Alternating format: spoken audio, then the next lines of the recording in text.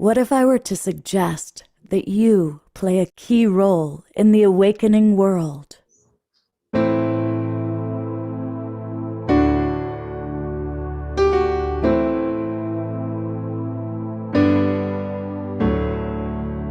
that you are watching this because you have heard the call.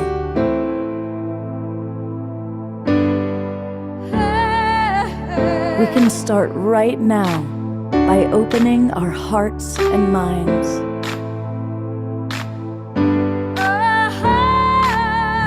Welcome to the awakening world.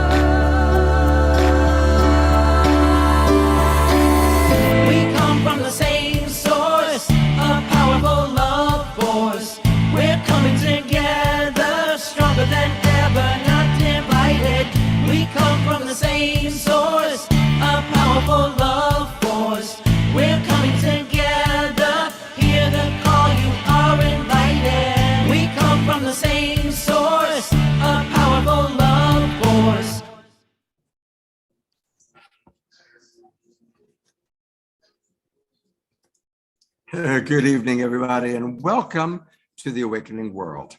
I'm your host, Love Coach Scott Catamas, and it is not a backdrop between you. What you're seeing is real. It's not a Zoom backdrop. I am really fortunate to be in the haven put together by our friends, the Twin Ray, Catamas and Sananda Ji. It just opened last night. I was here for the grand opening, and I know that a lot of you watched it. A lot of you were with us for that. So it's a beautiful space, and I'm so delighted that I get to be here this weekend, coming from this place, and we get to collaborate with Jennifer Hill, Teresa Collins, and Global Coherence Pulse. And the monthly shows we do with them are always powerful, and you're going to hear all about it in just a moment. But I want to welcome those of you that are watching on Facebook. And thank you to John and Summer Raymer through the Sign Network. We're on 100 different Facebook groups and pages. So welcome to all of you. And a special big welcome to our friends watching on Unify. And what's fun is you're coming to us from all over the world. So put into your various chat boxes where you are geographically. And that's true definitely for all of our friends that are in the Zoom room. And I see so many of our regular friends are with us. Let us know where you are geographically. Even though I might know it, it's new for all of our guests. And it's fun to see people coming from all over the world. We've got people from Ecuador and Australia, New Zealand, Canada, North America. So that's fun. And one other thing is I want to invite those of you who are watching on Facebook to come on into our Zoom room where you can interact more easily directly with us and more easily with our guests. And it's easy. Just go to globalpeacetribe.com and register. And once you register, boom, you're going to get the links to all of our shows 3 times a week. We do a show Friday night, Saturday night, and Sunday morning. Every show is different. Every show is original. Plus, you'll get the replays on Monday and access to our YouTube channel with the over 400 shows we've done since the pandemic began. So welcome and do join the Global Peace Tribe. Okay, I am looking forward to introducing Jennifer Hill. There she is. And Jennifer, welcome. Hello, Scott, and thank you so much for having me join you again. It's such a pleasure to be here with you and the Global Peace Tribe audience. And tell us about tonight's show and who we've got. You've got some wonderful guests lined up. I'm really excited. Tell us who we've got. Well, thank you so much, Scott. Today's theme is Voices of the Future and connecting to the power of our voice, our resonance, and our vibration. As you know, and we focus on in the Global Coherence Pulse, all things in life can be tied directly back to our state of coherence or lack thereof. And so tonight we have some extraordinary guests joining us. We have Arthur Samuel Joseph, who is celebrity vocal coach to Dwayne Wade, He's worked with Tony Robbins, Arnold Schwarzenegger, and many others, and we'll be hearing from him here shortly on some vocal awareness methods. We also have Savannah, who is one of our voices of the future, who is a 10-year-old young woman who has already been cast in numerous different plays, including Shrek, The Wizard of Oz, and many others, and she'll be playing 2 sets for us on her own keyboard and singing her beautiful voice, which we'll hear in a little bit. We also, of course, have musical guest CORNFLOWER, one of our beloved favorites. Thank you, CORNFLOWER, for being back here and always bringing your beautiful harmony and vibration to us. And we're actually going to open the show after CORNFLOWER with a dear friend of mine who I had the privilege of meeting in Lisbon, Daniel Kirsch, who he is going to explore for us movement and vibration and how that ties in together. Additionally, we have 2 of Arthur's students who are, there's Daniel with us. We have 2 of Arthur's students who are with us today, Angela and Emily. So if we want to put Angela up. They are part of what's called the Bea Group, which is a group of young students who have been practicing vocal awareness methods for the past 2 years, since 2020. So we have on screen with us Angela and Emily, who will be sharing their origin stories utilizing vocal awareness principles. And of course, we also have Jason Mitchell. Jason is somebody I've had the privilege of knowing for many years. He is the assistant minister at Agape. If you're not familiar with Agape, it is a phenomenal non-denominational church led by Michael Beckwith. And Jason has been steadfast in heading the prayer ministry and does incredible work with inner city kids and people who are at risk. And so he's going to be talking to us today about how do we harness the voices of the future and how do we support them and support one another. So I think we've covered all the bases. Tell me if I missed anybody, Scott. I think Omashar. Yes, I was trying to find the one I was missing. And of course, our house band, Omashar. Omashar, it's always such a pleasure to have you with us, my friend. And he'll be closing out the evening tonight with one of his original music pieces. My pleasure.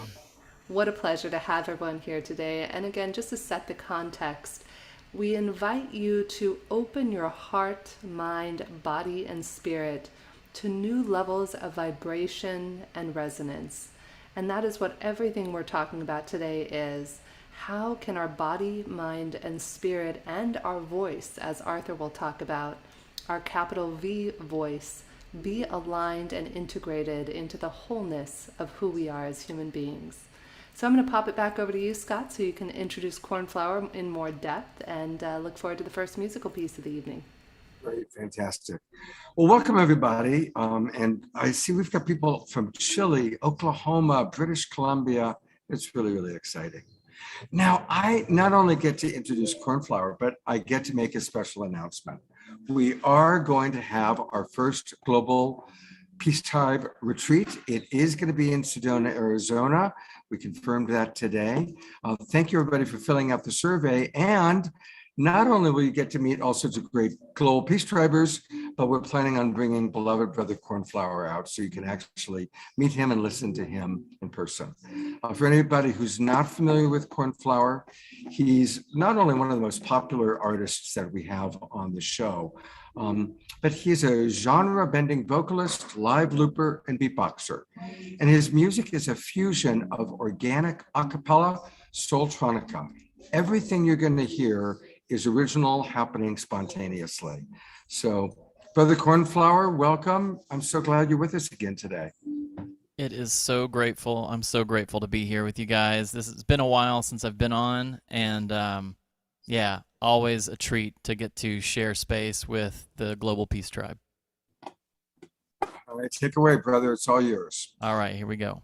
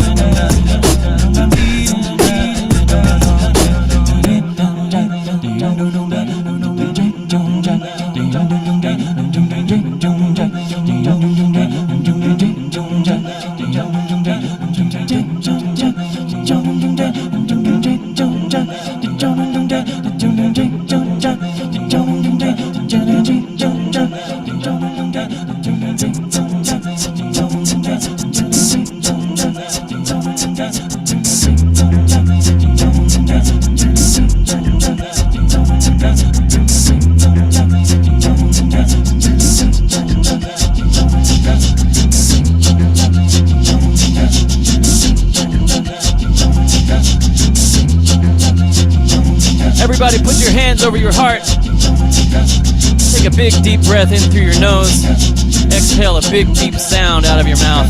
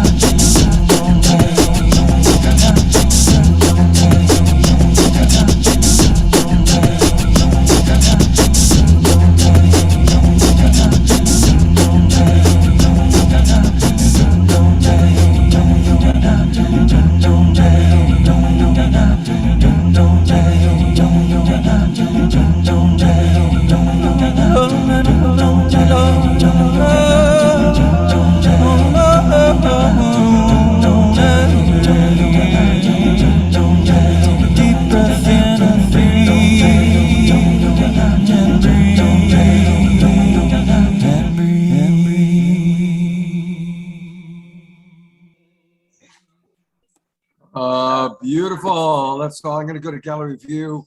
Turn on your cameras and twinkle. Beautiful, beloved cornflower. I don't know. Most of our people are shy to turn on their cameras, but I sure appreciate everybody who does. It's okay. I'm going to go back to you, cornflower. Thank you so much. You are so welcome. That was really juicy. I love how you tied it into, as always, you do such a good job of tying it into the theme of the show. And that's a beautiful thing that you do. Hey, I want to remind everybody that Cornflower, you can get all things Cornflower by going to his website, and it's cornflowermusic.com. cornflowermusic.com, and we're going to go there right now.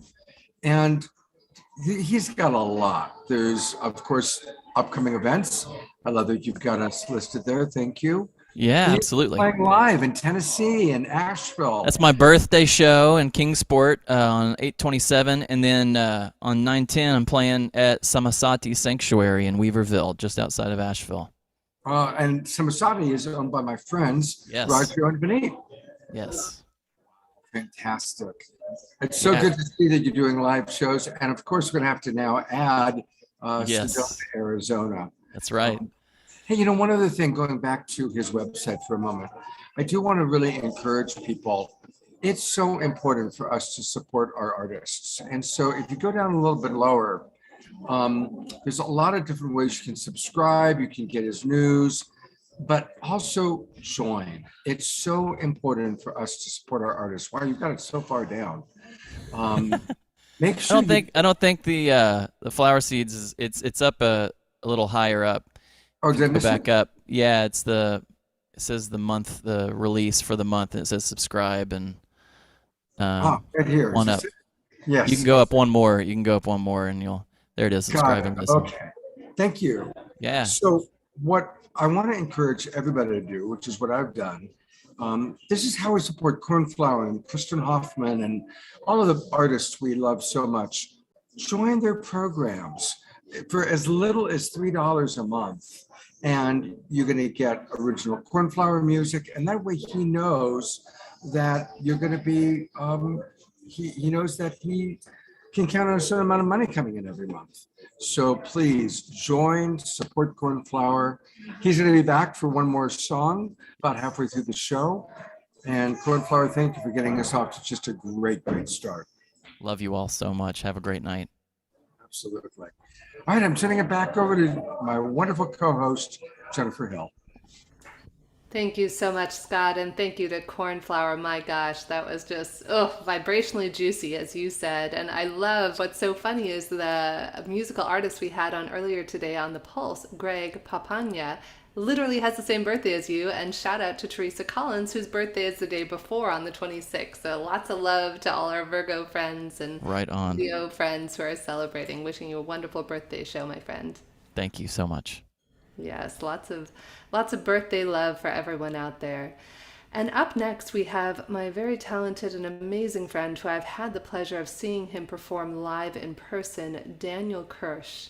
He calls himself a queer artist. He is a levitator, meditator, creative genius who is birthing new things in the world. I think it was in 2015 that he created Studio Daniel Kirsch, and he performs around the world. He showed me an incredible live installation performance he had done last year, and I really highly recommend checking out the work he's doing. And he is now going to help us to vibrationally align through movement and dance. So I'm turning it over to you, Daniel, for this special performance.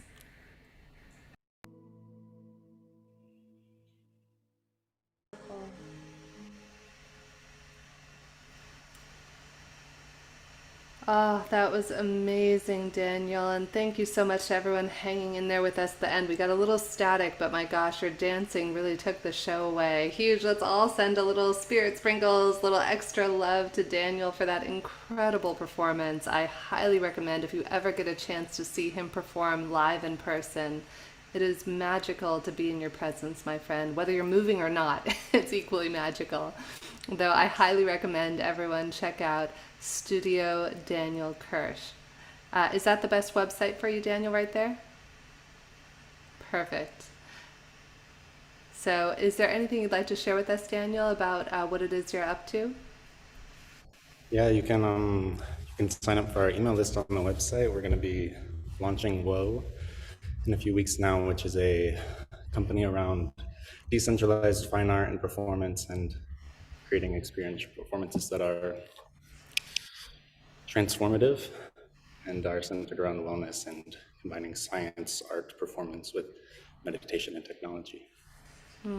Amazing, my friend. Well, I just honor and respect the artist that you are in all manners of that word. Your movement is just exquisite to watch, and wishing I could give you a huge hug right where you are in New York. So thanks for staying up so late to be here with us tonight and be in studio, and just lots of spirit sprinkles and love. And again, go to Daniel's website. We'll put it in the chat if you want to sign up and find out about other incredible events that Daniel is going to be doing. So thank you so much, my friend. Again, the website is, I believe it is, worksfromspace.net. So again, that's worksfromspace.net. And deep, deep gratitude to you, Daniel. Thank you for being with us today, my friend. And without further ado, now that we went from movement, everything is tied in: movement, vibration, harmony, resonance. And now we are going to explore the power of our voice, our capital V voice, as Arthur will share with you in a moment. I am so privileged and honored to have been able to study under Arthur Samuel Joseph, learning vocal awareness principles that he has been teaching for going on almost 6 decades, if you can imagine that. He's taught Sean Connery, Pierce Brosnan, the commissioner of the NFL, Dwayne Wade, and Tony Robbins, just to name a few of his elite students that he's worked with. And of course, some of his students are here with us today who we'll be hearing from a little bit later, Angela and Emily. And what a powerful gift to empower and offer, though. Actually, I know Arthur's going to have a thing to say about the word empower because he doesn't like it when I say that. I can feel the look on his face. But to allow people to step into owning their power. And so, Arthur, my friend, I love you, I cherish you, and I'm so happy that you are here with us today for the Global Peace Tribe Awakening World Show. I'm so glad you invited me, Jennifer. This is just terrific. Following on the heels of this exquisite music we've just experienced in this movement, it's all whole. It's wonderful. Well, my friend, for those people who might not be aware of the vocal awareness method and what we mean by our voice is our power, can you give a little context about the work that you've been doing these past 58 some odd years with people from around the world on learning to harness the power of our capital V voice? I say to students in the first meeting, when you give me your voice, you give me who you are. The root of the word intimus, means intrinsic or essential. So in our work, we learn how to be who we are, not simply present who we are. I've had the privilege over all these decades of treating a great number of elite athletes in all sports. And I say to them in a first lesson that you bring the talent to your sport, but someone teaches you every single thing you do. But who teaches us to be us? We don't realize how much work it actually takes to be us while others watch. We spend so much time in the white noise of what are you thinking of me, present. There are even whole communication courses that say bond with your audience. Well, what if one person has this POV and another one has another one? I can't serve them both. So in our work, we learn how to claim our power. And we do that in part through what Jennifer loves me to speak about, the persona statement. The root of that word means through the sound. One's identity is largely conveyed through the sound of a voice and an opinion created instantaneously. If I speak to you, you know, in a way like this, you've got one impression of me. I speak with you like this, you have another. I don't have to say anything. But when I actually come to you from the integrity of who I am and how I communicate, it instantly morphs into something else again.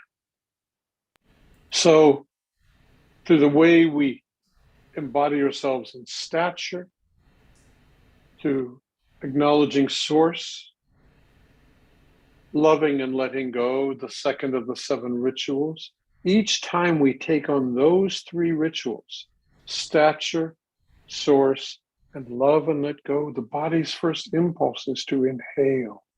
Watch. Say thank you to source. Thank you to God, to the goddess, however you want to identify right now. Just inside yourself, embrace the thought of saying thank you. And you inhale. And your room instantly quiets. Internally, externally, your space is different. In all these elite athletes that I teach, before they go out and play whatever their sport or compete in whatever their sport, they have a ritual. And the ritual never changes. And the ritual isn't just biomechanics, it's also spiritual. So I'm teaching Jennifer and I in the coursework we've co-created that she'll share with you a bit later, are teaching mastery through communication, embodying mind, body, spirit through the power of our voices. And notice I didn't just say embodying mind, body, spirit through the power of our voices. Watch my face, watch my eyes. Embodying mind, body, spirit through the power of our presentation, through our beings.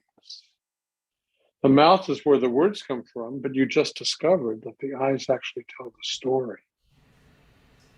And if I may And interject here, yes, I'm just getting ready to say, as I say all the time, I don't come up for air, so Jennifer has to call me out and pull me back in. well, I love you just the way you are, my friend. Don't ever change. That is part of being exactly who you are. And I'm here, as we always say in the courses, to keep kind of the bumpers on, keep us going the direction and in the lane we're in.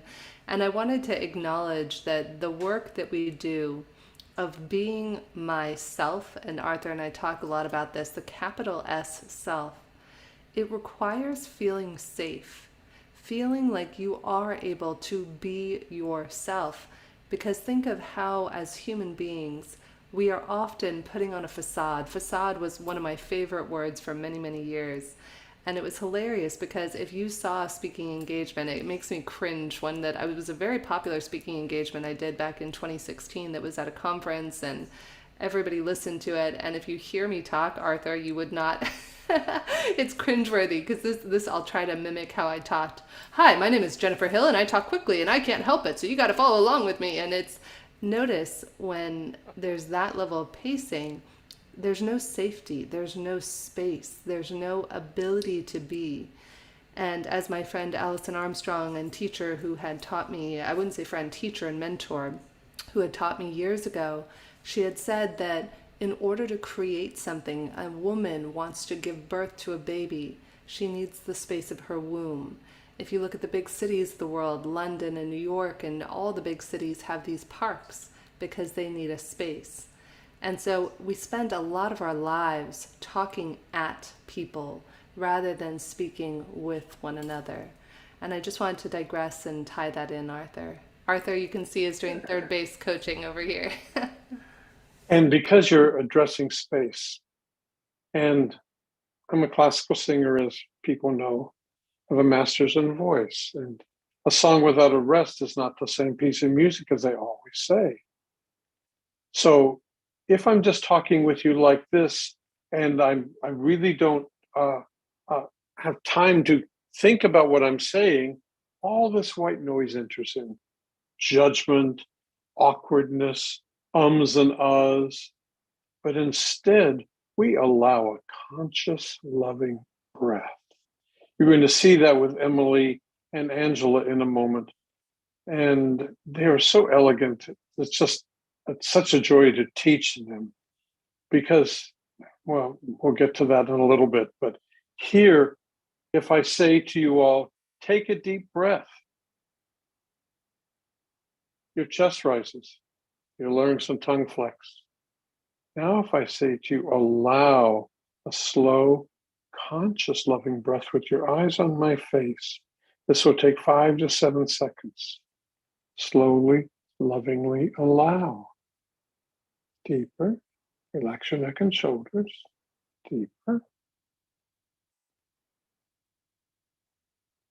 And exhale, and you discover that the chest did not rise, this did not tighten, it relaxed, and the rib cage or intercostals expand just because I changed the word from take to allow, take to love. And the other really interesting point here is that we immediately feel safer. We allow room for us to breathe, to think, to engage in the 6 of the 7 rituals, to listen deeply to, as Jennifer referred a moment ago, to our capital V voice, the inner voice, this conversation between source and self that only we are privy to. Arthur, Also, yes, Jennifer. I want to interrupt you on this because I can hear what the audience is thinking and I like to put myself in their shoes. everybody is screaming at me, ask him, how do you quiet so you can hear the capital V voice?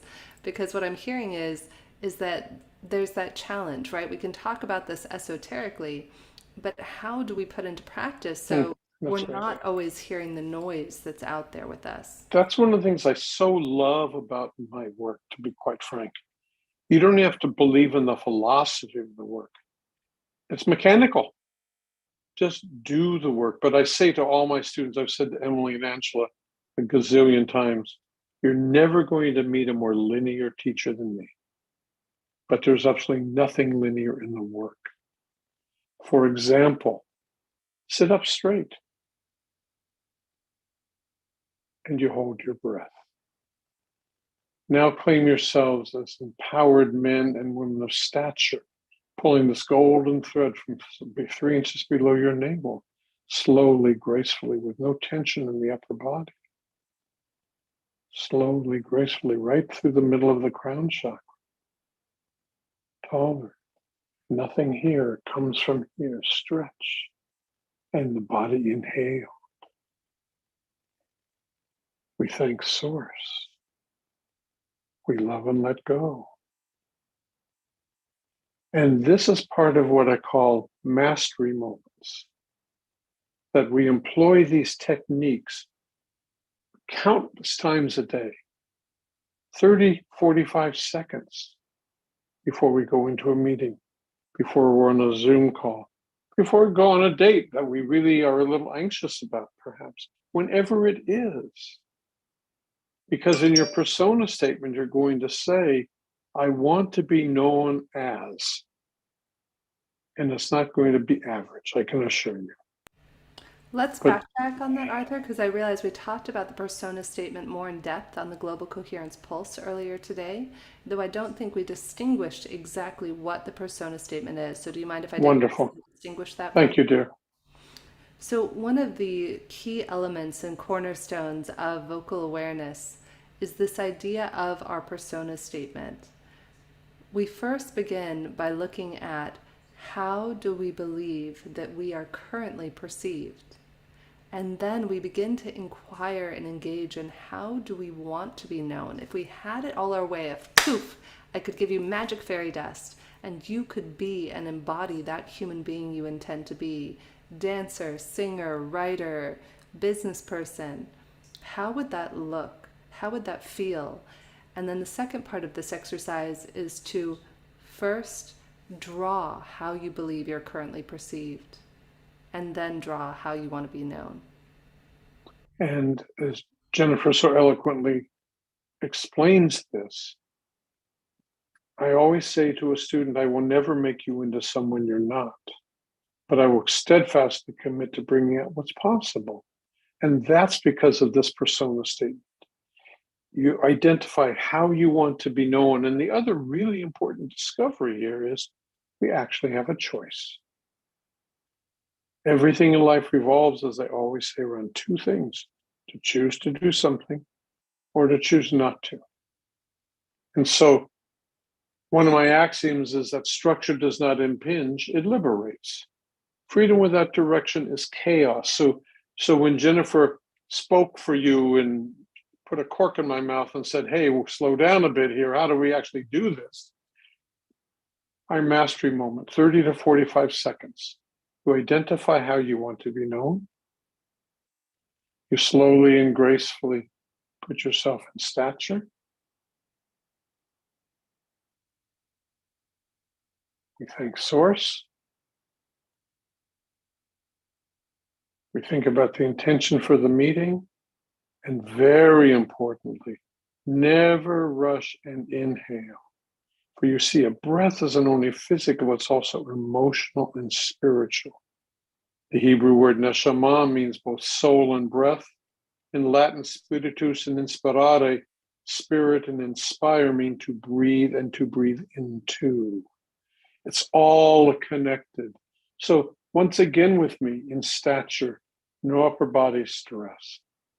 Just feeling this thread, thanking Source with me together, eyes on my face. You'll pick my arms up peripherally.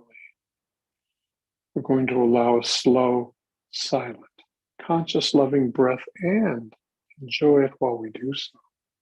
Here we go. And begin. Deeper. So loving. Release any trauma, any upper body tension. There's no hurry. Deeper. And notice how instantly you feel so connected. Does that answer your question, Jen? It does, my friend, and an invitation that I suggest when I'm teaching people heart math techniques or our work is it's about putting this into practice.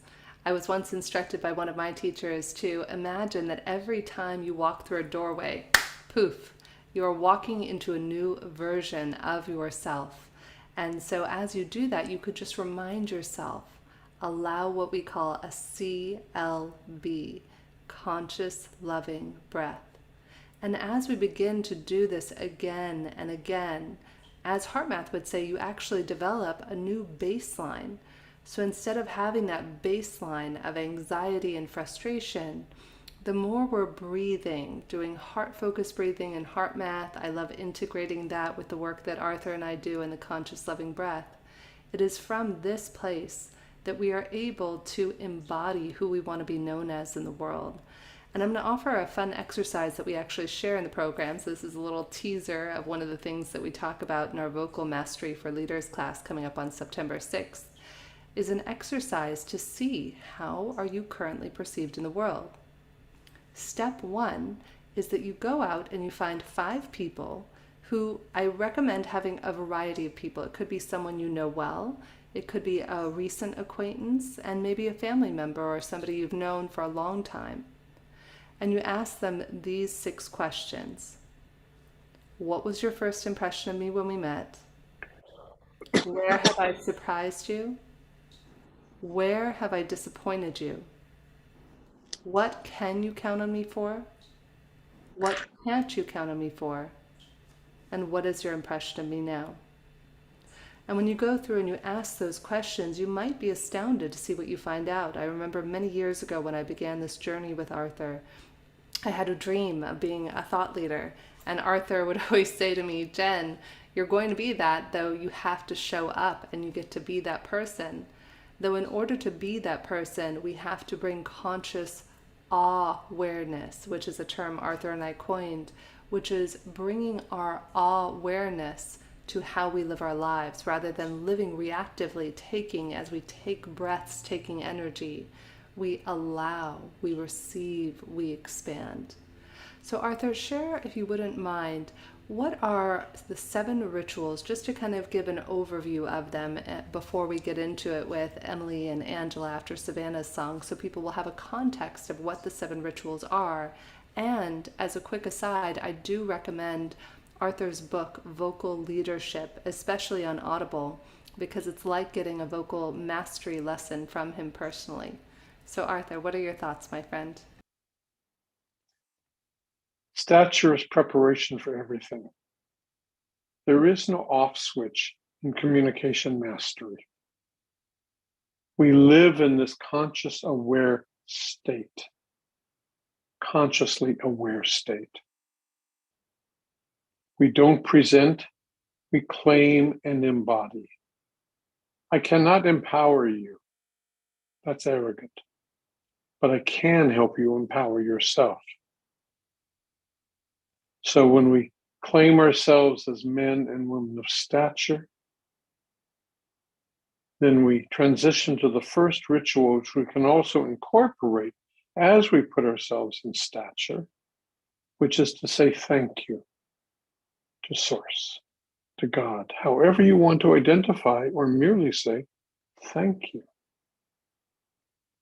The second ritual is to love and let go. Don't think about whom or what, even in this moment, just hearing the words, love and let go. Notice what your body does.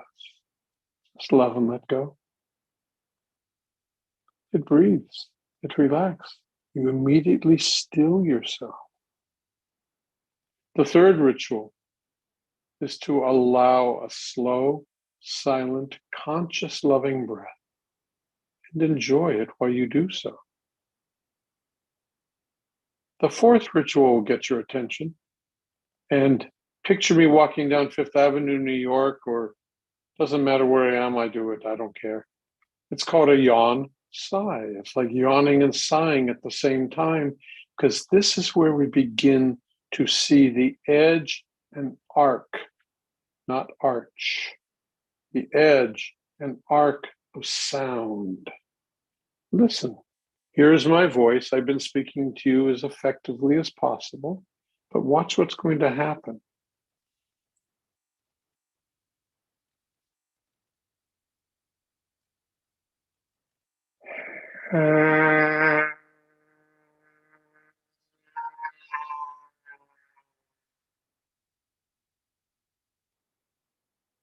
And now when I speak to you, you hear more presence in my voice, immediately more resonant, because the nasality enhances that resonance. Then I take it to using it with some words. The phrase I'm going to use is, you are extraordinary people, and you do extraordinary things. And I see all of that right here. It's called visceral language. Emily and Angela will communicate magnificently in that technique. But listen to how I warm it up.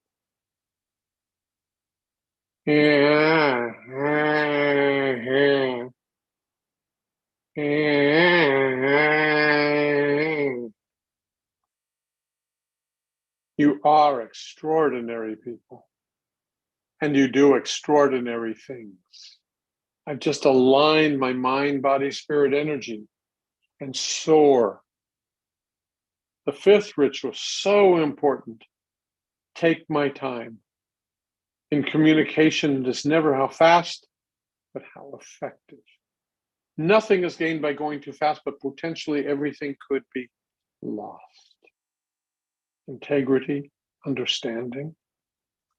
The sixth ritual is where I strive to live and encourage all of us to live. Pay attention, deeper listening. We pay attention out here, but simultaneously, intra and interpersonally, also embodying, engaging the inner voice, the capital V voice, this conversation between source and self that only we are privy to. Simultaneously, we live in this state. Because the whole purpose of the work, as Jennifer said a few minutes ago, is the seventh ritual. Not 2 words, but 3, and the third one begins with a capital S. Be myself. I don't know how much time we had, Jennifer, so you just tell me when to get off the merry-go-round, pal. That was brilliant, Arthur. Thank you so much for sharing that, my friend. And so those are the 7 rituals of vocal awareness, and there are nuances to each and every one of them. And as we practice, it is hard work to be ourselves, as Arthur always reminds me. And yet most of the time we show up and we're afraid, we are fearful that people will see the truth of who we are. And when we can learn, it was interesting today, of course in this context, on a show like this, I can share this. I like to talk to trees, and I like to put my hand on a tree every now and again, or plant or a flower, and ask for wisdom. And today, as there was a break in between the pulse that we were doing earlier and now, I put my hand on a tree, and what it said was, believe in yourself and others will believe in you too. And I think that really ties into the work that we are doing here.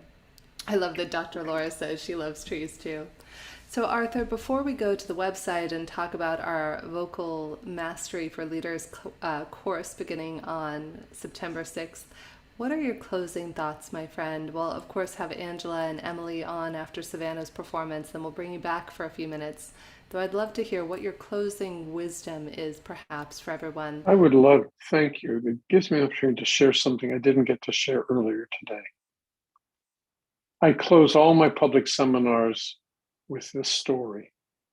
I was going to bed one night, I believe it was 1978, 1981, somewhere in there, reading Quest magazine. And this thought imposed itself on me and wouldn't go away until it made me get up and write it down. And the only paper I had was the magazine, which is framed on my studio wall today. It said, voice is the only artistic experience which is both finite and infinite at the same time. It is fallible and fragile, gone in an instant, unseen, only felt. Remembered from the past even a long moment ago, anticipating its future even as its present has just occurred. It's temporal, visceral, organic. Such a complex, simple, and beguiling transcendent state. And that's what came through about 10 o'clock one night. I spent the next 2 or 3 years analyzing this, exploring it through voice science prism, through philosophy, psychology, spiritual practices. And one of the things I began to do was substitute other words for the word voice. Life is the only artistic experience which is both finite and infinite at the same time. Or love, it is fallible and fragile, gone in an instant, unseen, only felt. And I came to understand the paradigm of vocal awareness, which is to deliberately and consistently and consciously and integrally integrate life, love, through the power of our voice, reflecting the power of who we are, integrating mind, body, spirit, and connecting this vibration everywhere we go. And so having the opportunity to share with you tonight and in a moment meet these two extraordinary young women after this amazing singer you're going to hear, it is a privilege. This is my journey of almost, as Jennifer says, 60 years. Thank you all. Thank you, Jennifer. Thank you so much, my friend. I am having a funny thought that I'm debating whether or not to share. I'm going to go with it. I was reading a book this week called Quantum Jumps by Dr. Cynthia Sue Larson. And I was thinking, Arthur, of what we call the pencil technique, where you put the pencil between your teeth. And I would do not try this at home, by the way, until you're well versed in this. Though what you can do at home is in Dr. Cynthia Sue Larson's book, she said if we all put a pencil in between our teeth, if we're feeling sad, it actually creates happiness. Whether or not you're feeling happy, just the idea of putting something in between your lips and turning your lips upwards makes you happy and smile. And so I wanted to share that because I just thought it was funny how it ties into the pencil technique, which we teach. Great.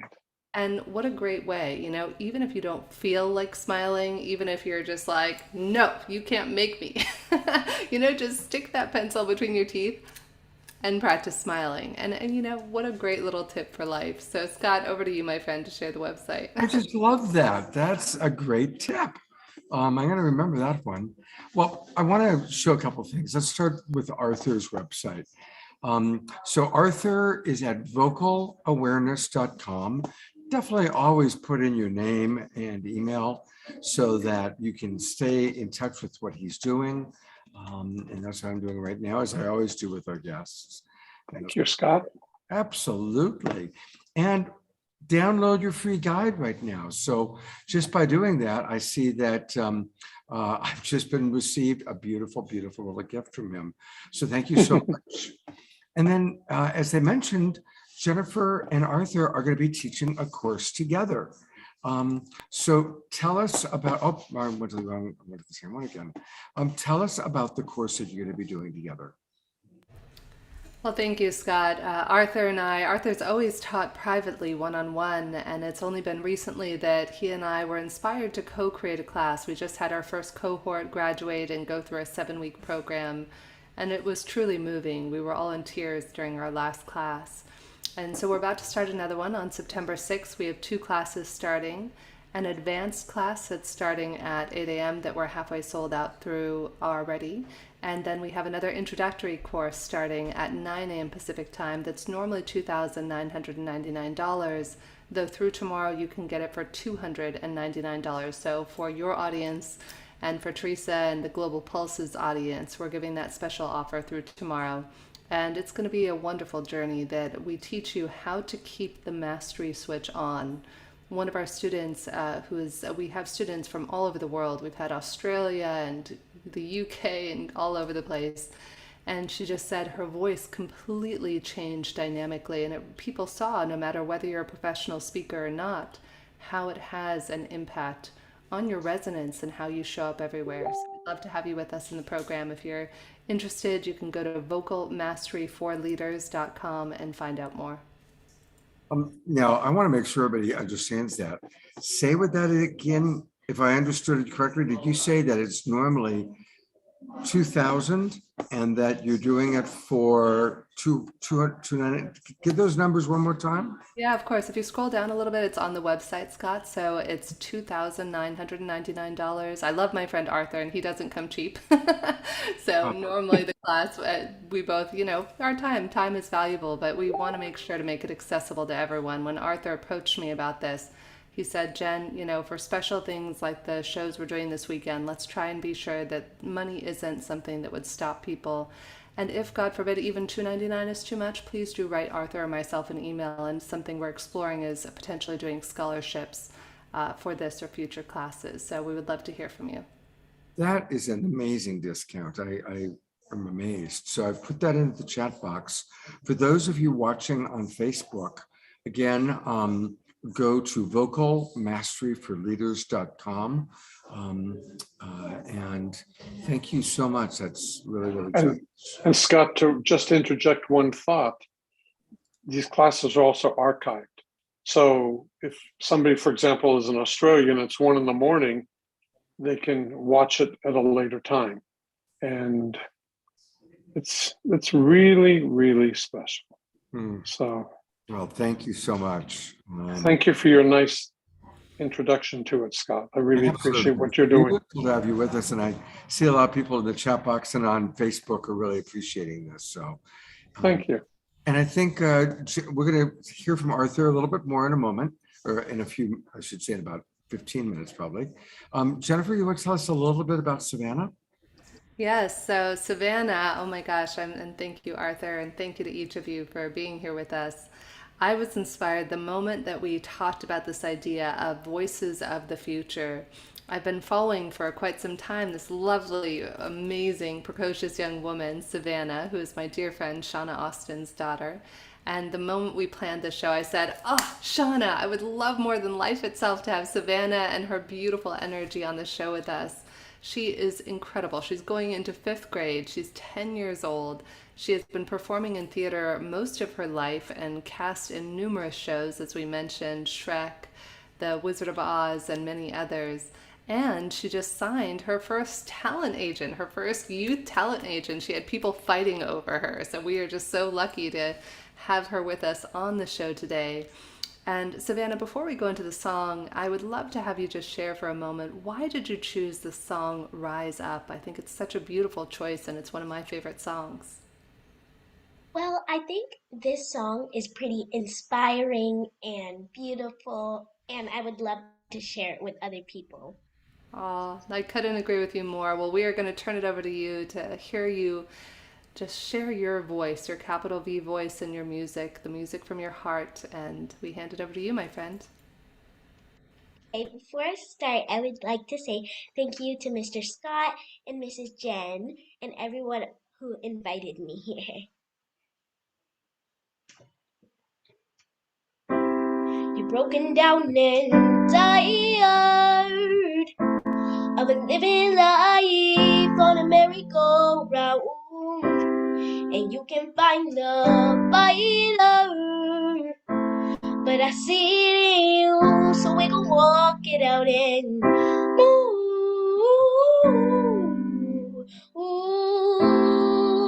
mountains. We gon' walk it out and move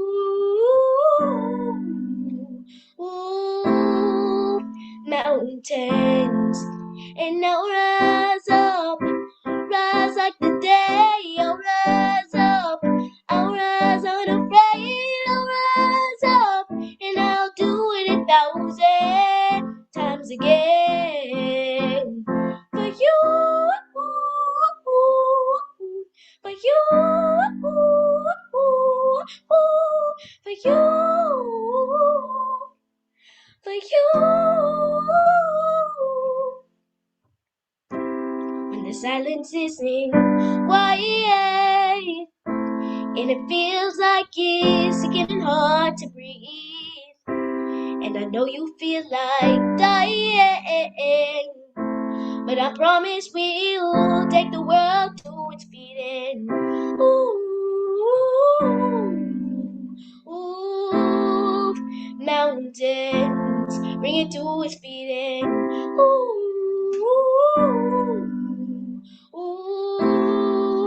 mountains, and now rise up today, I'll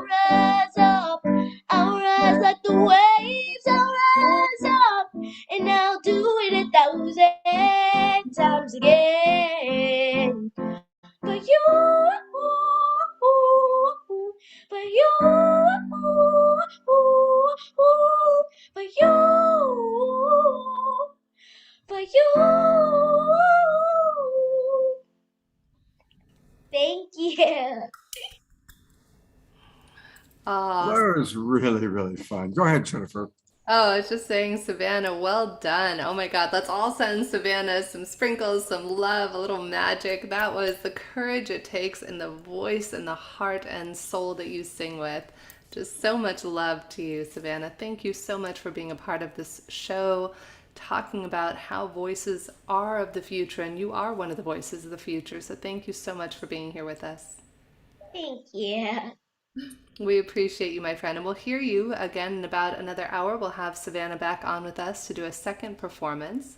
And without further ado, I would love to bring on, let's start with Angela. We have Angela joining us actually from Honolulu, Hawaii today, who is one of Arthur's students. Let me just go ahead and double check. Hopefully her camera's Let's start with Emily, because Angela's not with the show. Perfect. So we'll start with Emily then. So we have one of Arthur's students with us here today, Emily Brent. And Emily is just an incredible young woman who Arthur has taught through the Bea Group. She is a college student and engineering major at Harvey Mudd College and is a co-designer of the Bea Group program. Her goal is to one day use her career as a mechanical engineer to create a more sustainable environment in the aerospace industry. So she has been working with Arthur since 2020. And Emily, we would love to have you now share your origin story with all of us, if you wouldn't mind. Thank you so much, Jennifer. It is such a privilege to be here, and I'm so excited to share my story with everyone. And if you wouldn't mind, Scott, can we put Arthur on camera? Because we thought it would be fun to have Arthur on camera with you so he could be third base coaching you. I know it helps me when he's on camera too. So if Arthur is around and we can pop him on, that'd be great. It really does. Thank you.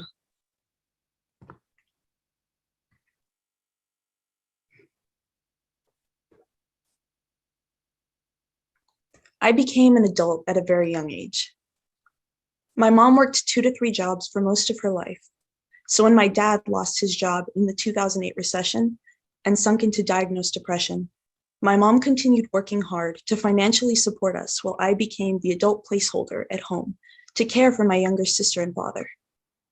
Unlike the typical 7-year-old that was outside chasing the ice cream truck and causing trouble with friends, I was the 7-year-old that was inside helping my sister with her homework and learning how to cook meals for my family while my mom was away. It was a challenge for me at such a young age, but I learned time management skills very early on when trying to juggle my own academics too. This became especially helpful when I began juggling my AP classes, running track and field, attending engineering classes, participating in countless extracurricular activities and clubs, and volunteering for organizations like the Red Cross and Compton Initiative in order to take care of others. If anything, I was stretching myself too thin just to prove to myself that I could accomplish anything and everything against all odds with hard work and dedication. The hard work paid off when I got into college, and now I get to study at an amazing school in an effort to help even more people. I'm more grateful than anything because my experiences have taught me to face challenges head on and to better appreciate the important people and connections in my life.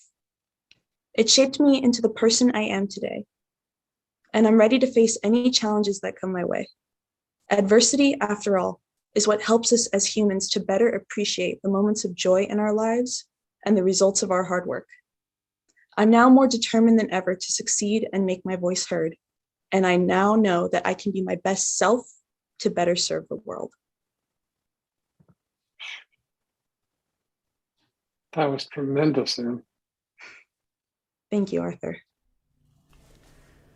Wow. I'm moved, Emily. I can't imagine what that must have taken for you as a 7-year-old to be helping with your siblings and to help run the household.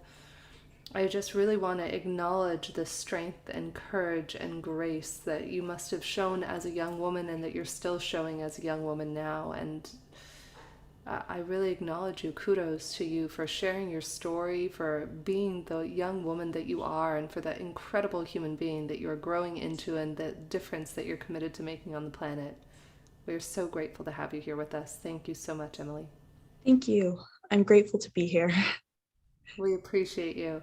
And what I would love to do too is I'll look it up before Angela speaks, and we'll include it after that, is I'd love to look up the Bea Group, June's company as well, because you've been working very closely with June, co-designing a lot of the work you're doing, right? Yes. That's incredible. So shout out to June Bea, who created the Bea Group, and Angela and Emily are working with her on that, along with Arthur. And thank you so much again, Emily, for sharing with us. And would love to have Angela join us if she is free with us. And thank you so much.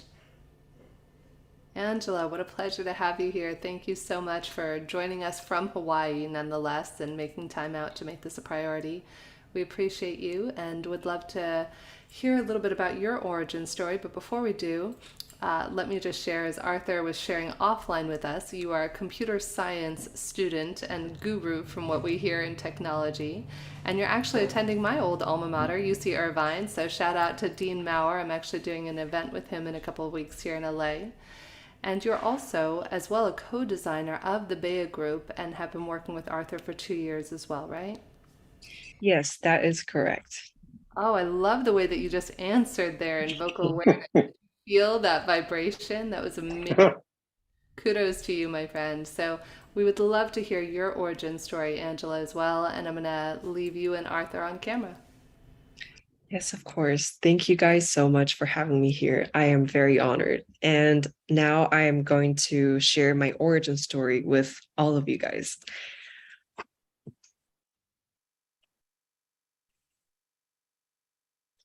At age 5, I moved from LA to Xi'an, China, where most of my childhood took place. Although I looked Chinese, I felt foreign among my peers. I was often held back after class due to my lack of Chinese proficiency, but the hours spent after school improved my fluency in Mandarin to the point where I could write poems and stories. The Xi'an dialect rolled off my tongue easily. I had integrated into the Chinese culture. At age 10, after having put down roots in Xi'an, I was torn from the ground once more and taken back to America, where my life had first begun. Leaving behind the life I had so painstakingly carved for myself saddened me, but I felt optimistic about the future. However, seeing the score far below basic printed on my first English evaluation test left me devastated. I was foreign again. I had to go through the struggle of having to relearn English while feeling left behind by my peers for the second time. By 7th grade, I was labeled as proficient in my English class and my tests. The additional hours I spent each day reading books and using Google Translate to make sense of the unfamiliar words paid off. My strong work ethic, instilled in me by my upbringing, continued throughout high school and allowed me to maintain a high GPA. Although this educational opportunity was not voluntary, struggling to fit into different cultures has taught me the merits of being diligent and open-minded. Embodying these traits has helped me to break down the educational and cultural barriers that have come my way. Goodness gracious. Angela, who's that masked man? That's so extraordinary. You guys have no idea what Emily and Angela go through to do this. It's amazing. Thank you, my beautiful friend. Thank you all for listening. Thank you. Thank you, Angela. And you know what this reminds me of, Angela? Hearing you and Emily share. If we can put Emily on screen as well, I would love that. There was once a book I read called One Amazing Thing. I'm going to tear up because it's one of my favorite stories. There were 9 characters. It's a fictional story in this Indian embassy. And the author does such a great job of getting you to judge each of the characters. There's an adulterer, there's a punk kid, there's a this and a that person, right? And you feel a certain way about the characters. And then a horrible earthquake hits, and this is on the back of the book, so I'm not giving anything away. And this horrible earthquake hits, and they're all stranded, and they don't know if they're going to live or die. And so an ex-Marine who's sitting there says, "This may be the last chance that we have to share the one amazing thing that makes us who we are." And just as so eloquently and beautifully Emily and Angela shared their one amazing thing of many, your perspective of the characters did a 180-degree shift. And so I think that this is really an invitation to get curious.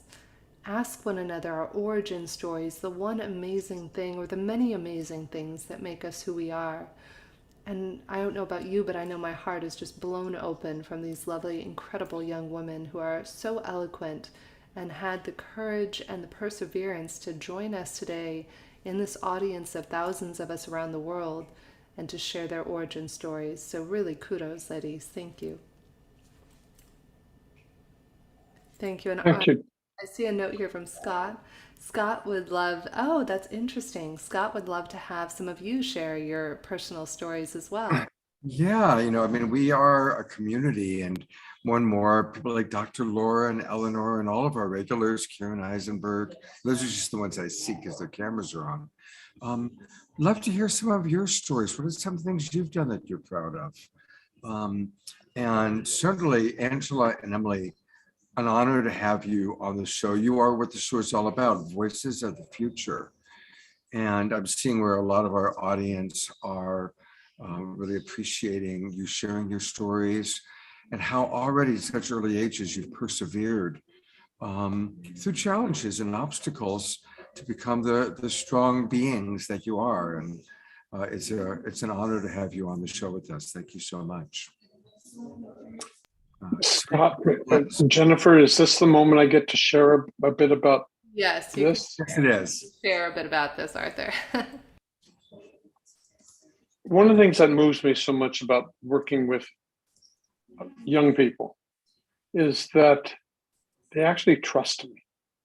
Here's this 76-year-old person speaking to a 17-year-old and doing all these bizarre things we do in vocal awareness. But they trust me, and they trust me. And then this emerges. Imagine if we have the ability to do what they're already doing, have the courage to define who they are by tapping into their origin story, and to have the courage to share this. This is amazing. Several years ago, I was teaching at Wharton Business School at the University of Pennsylvania.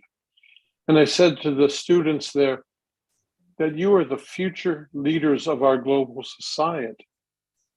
And I said, note, I didn't say business leaders. I said leaders. For what you become will change our world. So when these two amazing women allow me to teach them and do my third base coaching to support them, it's deeply moving. And they know how much they mean to me. They know my love for them. And again, a shout out to June Bea, who created all of this. And so interesting, June, as Jennifer had studied with me for probably a decade. And Bea Group emerged in one of our lessons.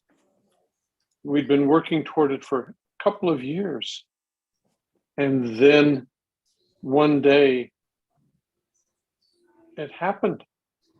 And these were deep, emotional, Sturm und Drang experiences where you're really struggling to tap into what is it I really want to do in life. And how comes this? Where now Emily, Angela, Bea Group is reaching hundreds or thousands of people at this point in the last couple of years. Bea Group has been around for about 5 years, and every year we have this year we had 300 interns, but the previous years we had about from 100 to 150, 200. So by now, Bea Group has reached to thousands, like 1,000 youth already. And we just finished 6 weeks of it, what's called a deep dive. And the 11 students in our group that Angela and Emily helped co-facilitate along with Cassandra and Juan, they all did their origin stories live on Facebook. And it was a two-hanky, let me tell you. Just like you ladies make me so proud. Thank you for your love and trust. Jennifer? I am so grateful, Arthur, to be one of the lucky students who has been able to study with you. And I just so acknowledge you and June and Angela and Emily and all of your team members to be able to have that voice, to be able to know that you do matter. And so often, I know when I was 17, 18, 19, 20, I didn't have a voice and I was so afraid to even speak my name, let alone speak my origin story. So I'm just profoundly, deeply touched, moved, and inspired by who each of you are in this world and the difference that you are making and the difference that you might not ever even know that you're making by sharing your story, sharing your vibration, and by being the voices of the future. Thank you for being with us. And thank you, Arthur, for all of your teaching and lessons. So much love for you, my friend. I'm going to come God in bless you. and just show people again that you can study with Jennifer and Arthur, this incredible option to work with them. And it's starting very, very soon. So register now, register tonight, because they're giving this amazing discount. What's normally an over $2,000 program, you can get it for $299. So go to vocalmasteryforleaders.com. And also, again, since we heard so much about the Bea Group, I just want to, again, take people to that website because I didn't know about it before today's show. And my gosh, there's like so much that I see that they're providing. So again, if you go to BeaGroup.com, and I'm going to go to the website one more time. Here it is. It's the Bea, BAY, HA Group, Bea, like ha ha ha, group.com. And clearly they are serving better. And you can learn all about them. You can read about the team, and you can learn about the different projects that they're doing. So thank you for this very inspiring series of experiences with each of you. Thank you. Thank you so much, Scott. What an excellent co-host with the magnificent Jennifer Cahill. Yeah, it's a blessing to work with Jennifer. And I want to give a shout out to Teresa Collins. Teresa is watching. Her internet's wonky tonight, so we might not get to see her on camera, but Teresa is a big part of this once a month that we all come together to do these shows together. So a big shout out to Teresa. And I think it's time for some music. So I'm going to go to our beloved brother, CORNFLOWER. CORNFLOWER, how was your experience listening to these voices from the future? It was absolutely inspiring. I actually wanted to speak to all of you. Savannah, first off, it was just incredible. You're 10 years young and bringing your voice into this world, just tremendous power and breadth and depth. And Angela and is it Emily? Is that right? Did I get that right? I am completely floored by where you have risen from, what you've come through, and your ability to speak so heartfully into it and share that with all of us. And it really brings me a lot of hope that our humanity has a chance, knowing there are souls like you who have incarnated on this planet and are just becoming into this world and going to be sharing your gifts. And such an honor to share the stage with you all. Hi, Savannah. Hey, Emily. And it's truly an honor to be here and to share this event with you all. And I hope that one day we can play together and connect in real time. One of the beautiful things about this technology is we get connected, but then there's the opportunity to make it real in real time. And just know that I am game to play with our young leaders. And so you can inspire me and teach me, because we're all ultimately student teachers in the Earth School. So all learning together and learning from one another. So thank you for teaching me today. And Arthur, what a tremendous honor to get to hear you speak and to receive your wisdom and your work. I had no idea about it. Jennifer, thank you for bringing his work to my attention. I had no idea, and would love to meet you also in person and share a tea or something and chat about life. Angela kind of dropped off, and so did Arthur, so that's why I don't. It's okay. It's okay. Well, I usually do an improv, with you guys, but I've had this new song I've been working on, and I think I actually ran a test version of it with you all months ago, maybe even last year, and all I had were the lyrics to the chorus. Well, I finally developed some. Sorry, my cat is on my loop pedals. She really loves it when I start playing music. Her name's Polly. Anyway, and just my being so inspired from everyone sharing, I have to give it a go. I only have a couple of verses that are finished, and one's kind of not 100% there, but I love workshopping stuff live, and especially because this music is so birthed from the universal flow and source of life. When I sing and when I open up to the music, I feel like we're all informing it in the moment, and I love getting to share and connect, even though we're seemingly distant from one another in that we're all from around the world. When we come together with a focused intention and attention, it's like we are in the same room together all of a sudden. And so I want to share this song. It's called Grateful for My Life, and I hope you enjoy it.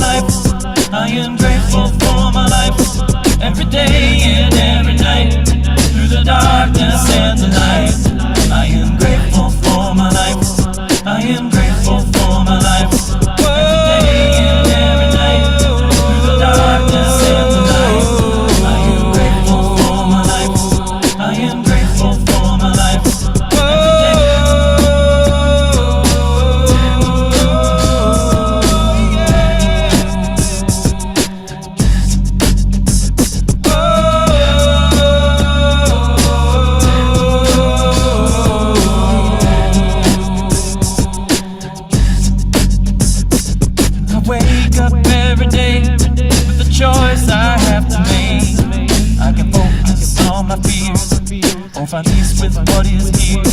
I can feel the voice within, it rises and descends. The flower blooms inside, and now it's time to fly. Every day and every night, through the darkness and the light. I am grateful for my life, I am grateful for my life. Every day and every night, through the darkness and the light. I am grateful for my life, I am grateful for my life.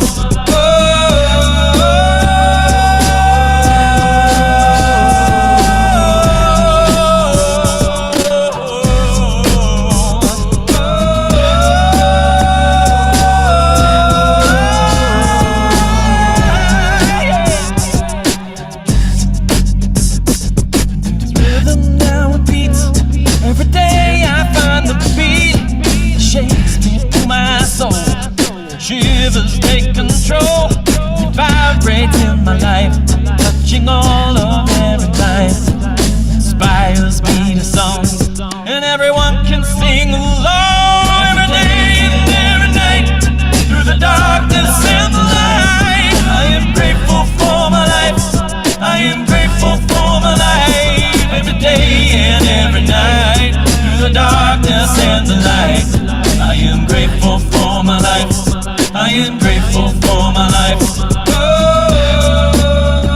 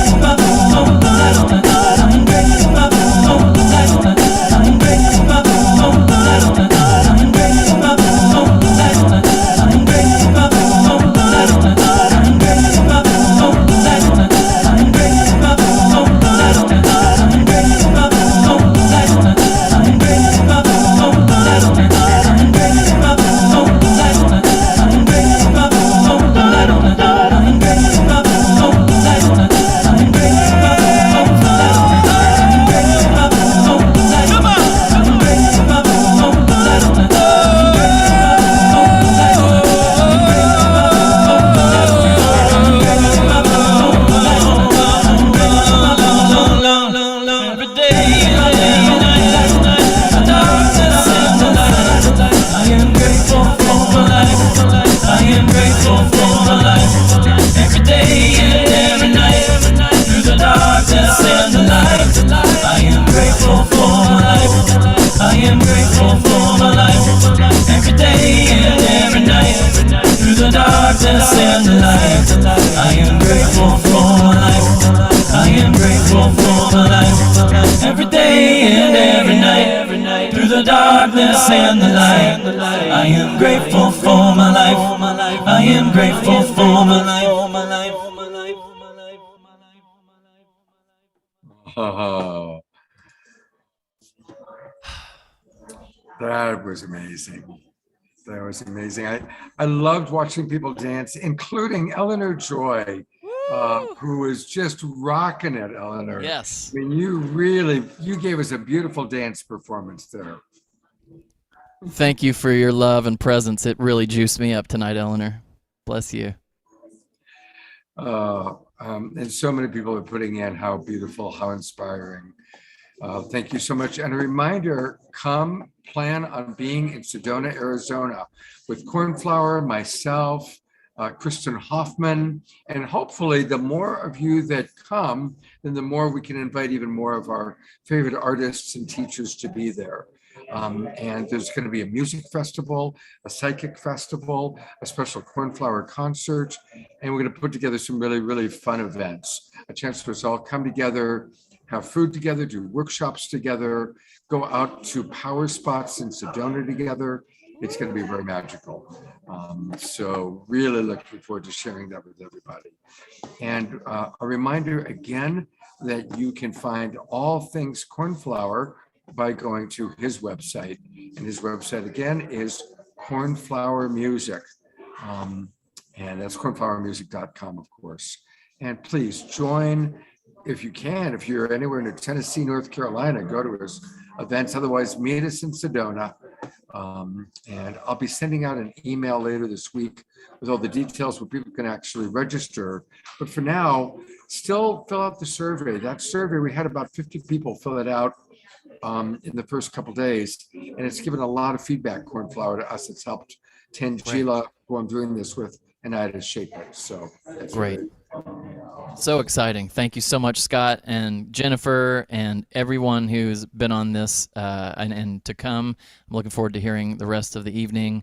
I love you all so much. It's always such a gift to be a part of this tribe, and you guys continue to uplift me and inspire me. So thank you for being a part of my family, and wishing you all the best. Thank you, Cornflower. I love you so much. All right. Are you ready to introduce our next guest? Yes, ready as ever. Hey, Scott, this is the first time I've done a show with you where it's not 3 or 4 in the morning my time. So I am very grateful. It's like magical because I happen to be in LA today. So I actually have my wits about me. That's great. You're doing great. You always do great. Aw, thank you, my friend. Well, up next, we have Jason Mitchell, Reverend Jason Mitchell, who I've had the privilege of knowing for, gosh, I've probably been going to Agape almost 20 years. And Jason, when I was reflecting on who I'd love to have be part of this show, Jason definitely came to mind because of the work that he is doing with young people, with youths in the justice system. And you do so much, Jason. You're assistant minister at Agape. You manage the prayer ministry. You've been working at Agape yourself for, I think, 20 years. Is that right? Not quite. I've been at Agape 17 years now. It's been 20 years that I've been involved in community work and things of that nature. And I've been a practitioner at Agape for 10 years now. Amazing, my friend. Well, having gotten to see you perform many times at Agape and share your wisdom, your prayer, and your blessing, I'm so grateful to have you here with us today. And would love to hear from you, Jason, about why this matters to you. Why do you spend your time? Why do you go out and help youths and work at Agape, one of my favorite spiritual centers in the whole wide world? Why does this matter to you? I always am clear that there were moments in my life where I wanted someone to speak. Tonight, we've had a wonderful opportunity to hear voices and to hear people who were clear in tone, clear in intention. And the world that we live in is not always clear. Sometimes it's not always clear because people are unaware. People are boldly ignorant. People are unfortunately oppressed from knowledge and understanding. But over the course of my journey in my life, I know there were things along my way that it was clear that no one was speaking, that no one was articulating something that was a clear, accessible truth to me. They may have been promoting, proselytizing, preaching even. They may have been giving a good word.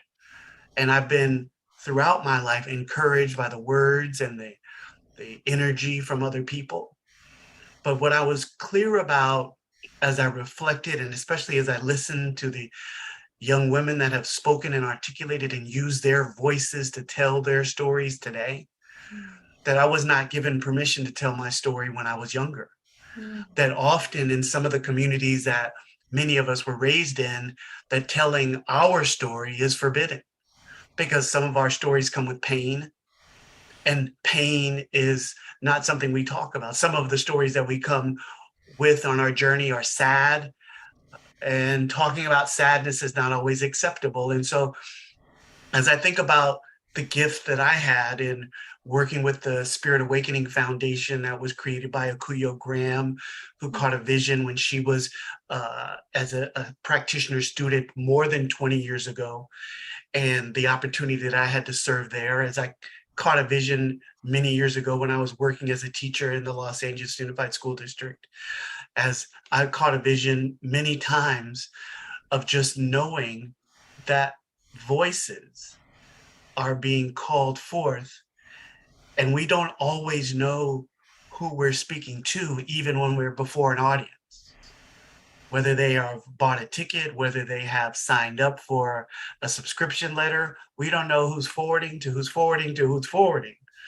But I've become clearer and clearer that it is essential that all of us who have awakened, all of those who are recognizing that we are awakening, that it is essential that we use our voices. And the young people are the ones who I feel are the most pliable, no matter how tough, no matter how resistant, no matter how steadfast they are in what they believe in this moment.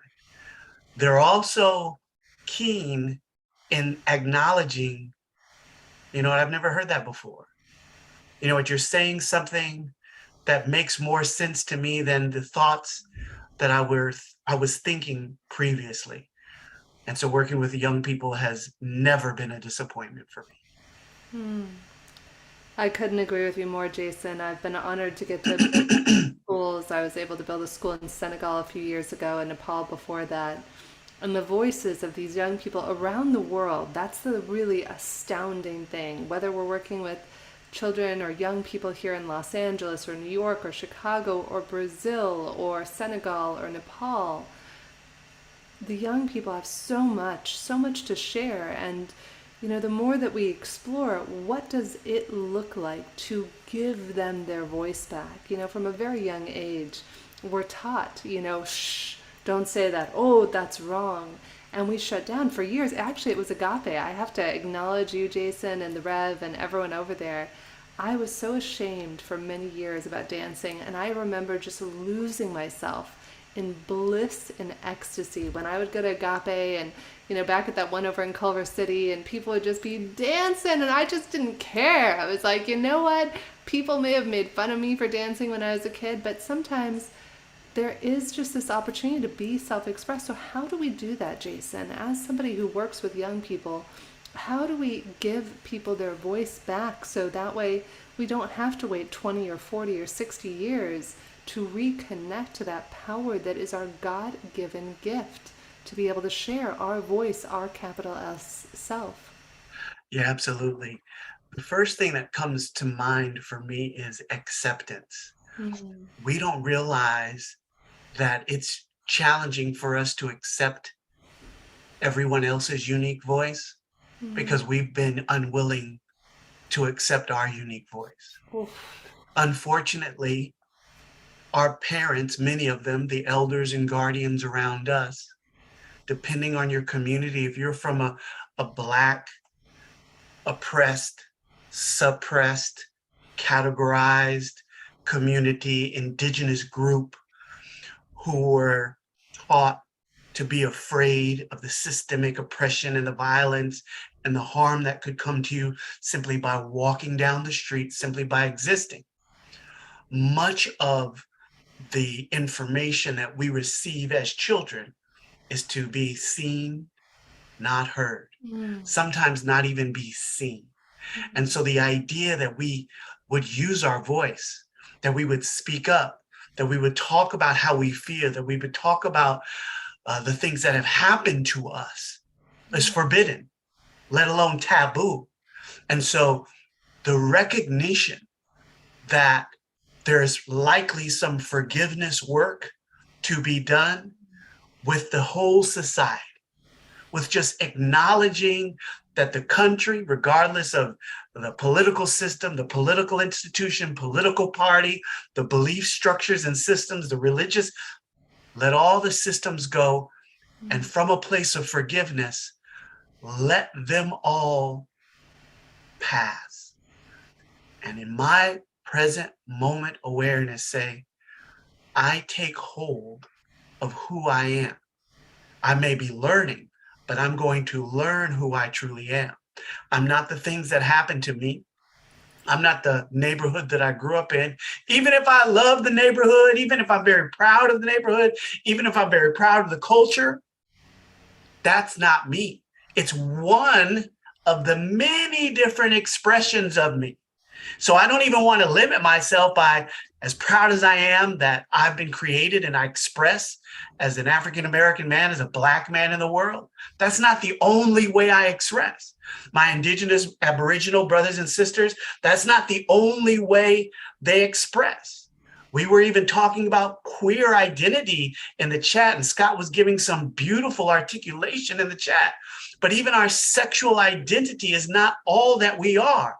So it is essential that we really get to know ourselves beyond race, beyond gender, beyond sexual orientation, beyond any limited idea that is transitory, beyond any limited idea that is not the same yesterday, today, and forever. And in exploring that and giving ourselves permission to embrace that, we then learn how to give it to each other. We then learn how to accept the person who's unhoused and homeless and has a rank, dank smell to them, that has an articulation, a loud voice, a boldness, maybe speaking to themselves that we don't understand, that's standing on the corner across from the neighborhood grocery store or bodega. And we don't ever have to see them as wrong. We don't have to see them as broken. We can see them as being an expression, and we can simply hold the same space for them that we have now learned to hold for ourselves. Wow. I'm really moved, Jason. You don't know this, but earlier today, I was accosted by a couple of homeless people who just were really upset in Hollywood and going through their experience. And I really acknowledge my sister has mental illness and she was homeless at one point. So I like to think of myself as somebody who's compassionate to it. Yet sometimes we get in our own fear-based bubble. We get into our bubble filled with judgments and fears and resistance to the person or the thing or the disease or whatever it might be. And so I love what you just said there. Say that again, Jason. I think you said to hold space for every which way that we all show up. Can you say that again? It was so powerful. It is essential that we understand how infinite the infinite is.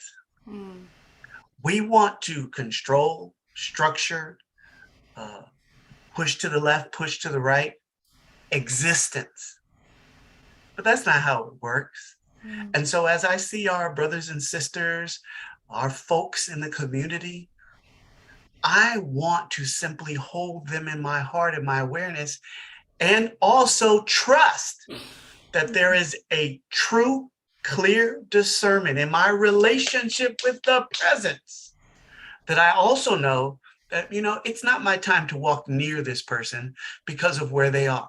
That's not a judgment about them. That's a clear guidance that has nothing to do with establishing their value or devaluing their humanity. And so I can simply hold space. If the world needs anything, it's those of us who are willing to hold a non-judgmental space. We are not evaluating. We are not establishing a value. We are not devaluing creation, right? Our brothers and sisters who are fighting for the rainforest are trying to tell us these trees are not more or less valuable than these trees. Our brothers and sisters who are working in mental health and recovery, substance abuse and recovery are trying to tell us that these people who have chemical reactions within their brain to particular substances and haven't found a way to manage it are not more or less valuable. So let us hold a space. That space is love. That space doesn't require us to do any favors, to give money. No, hold space. And in that space, I see and hold a love for this person, when you're ready for it, as the greatest love of my life, as the greatest person who's ever loved me, whether they're on this side of the veil or not. And it requires no external action unless inspired, unless prompted. But being able to look in the eyes of a person who is transient, it's fascinating to realize how often and how rare they get honest, simple eye contact. And I can give somebody eye contact from a distance, give a little head nod, an inner acknowledgement, and never, never take away their humanity, their divinity, their beauty.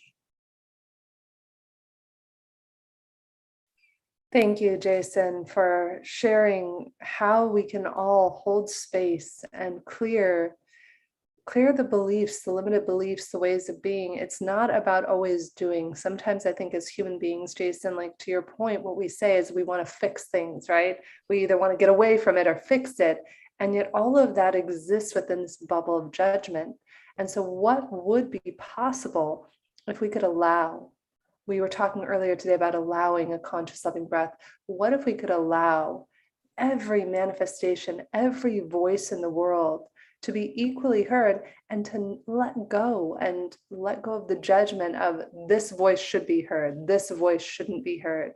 And I know there's a great question. We're getting lots of great comments here in the chat. So beautiful. Carol, kudos to you for building several schools. I know we had a question in here as well about, with the young ones having so much anger, how do we support them in that, Jason? With so much anger and animosity and bitterness, how do we help to heal from the inside out? So anger is fire. And many of us have not learned how to handle fire. Many of us don't know how to handle anger. In spiritual spaces, I will be really honest, far too many of us in spiritual spaces are afraid of emotion. Far too many of us in spiritual spaces seek to manipulate, to force down feelings. We're not willing to be sad. We're not willing to have our hearts broken. We're not really willing to feel at the depths of most of our favorite teachers. When Thich Nhat Hanh passed recently, I did a little bit of a dive into some of his writings, and he talked about how essential suffering is to the awakening and the transformation of the individual and our world. But most of us want to do and are actively engaged in spiritual bypass. We want to feel good. Understandable. Like, let's be clear. I like to feel good. I was dancing with Cornflower. I was getting my boogie groove, shake it on. You can't see it the whole time. But I've had deep suffering and deep sadness in my life. And I am better for it. Not because I sought it, was certainly not seeking it. But one of my teachers, and I have many teachers, Reverend Ron Blair, talks about emotions just being information, just data, especially for our scientists and the intellects. And so when it comes to our young people, are you kidding?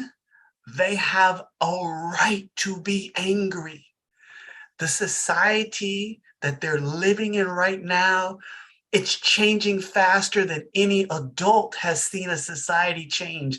The society for a teenager is so different from when they were 8 years old. It's so far, it's like for them, the 5 years that happened was 25 for us. So the ability to acclimate it, to have the time to integrate all the shifting and changing, they're just learning new words. They're just learning new feelings. They're just learning new emotions. So they are, as Dr. Laura is talking about, afraid. And the reaction to fear is anger. And parents, it's okay to simply acknowledge you don't have the answers, but we're willing to figure it out together. Bring the children, elders, bring the children, sit them on the couch. They're not going to find the answers scrolling.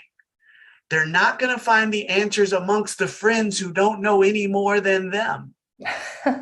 But we can come together as community and say, you know what? I'm going to give you spaced breath to fully be angry. Go flame on like Fantastic Four. Johnny, just flame on. But at some point, we've got to talk. And you may not know everything about why you're angry. You may not know everything about why you feel that way. But it's a gift, son. It's a gift, daughter. It's a gift, cousin. If it's a gift, my beloved, that you've been willing to tell me you're angry and not just be angry and not just lob your anger at me. Because I'm willing to be here and to be a space, here we go again, to be a space where you can feel fully and not have to apologize for feeling a particular way. Because how many of us have had to apologize for deep feeling, which in truth is just a reaction to life that we don't have the ability to control and we don't want to manipulate.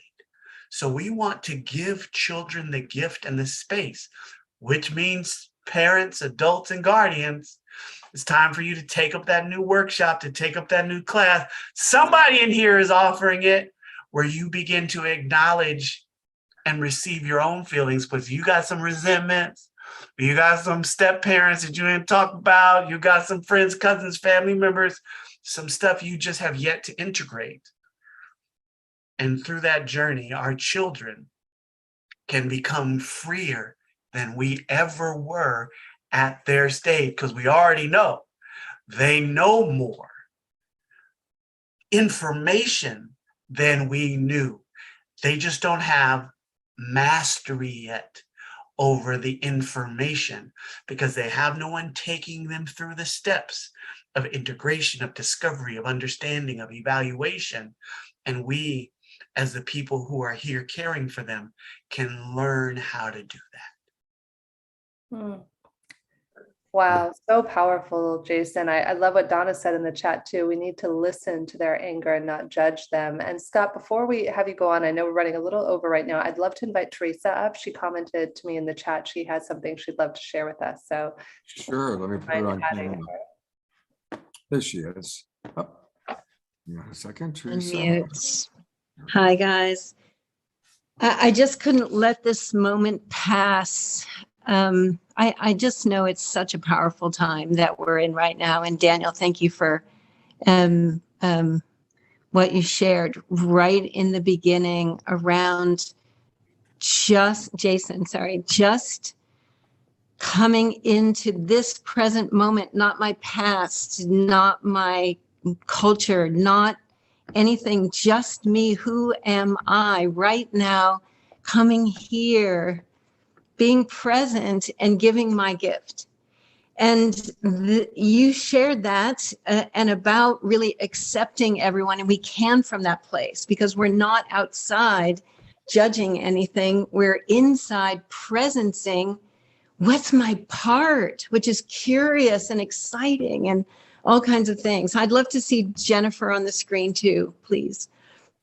And you said that, and Jennifer had an experience this morning where she actually was in the face of that energy coming at her in before we had our global coherence pulse today.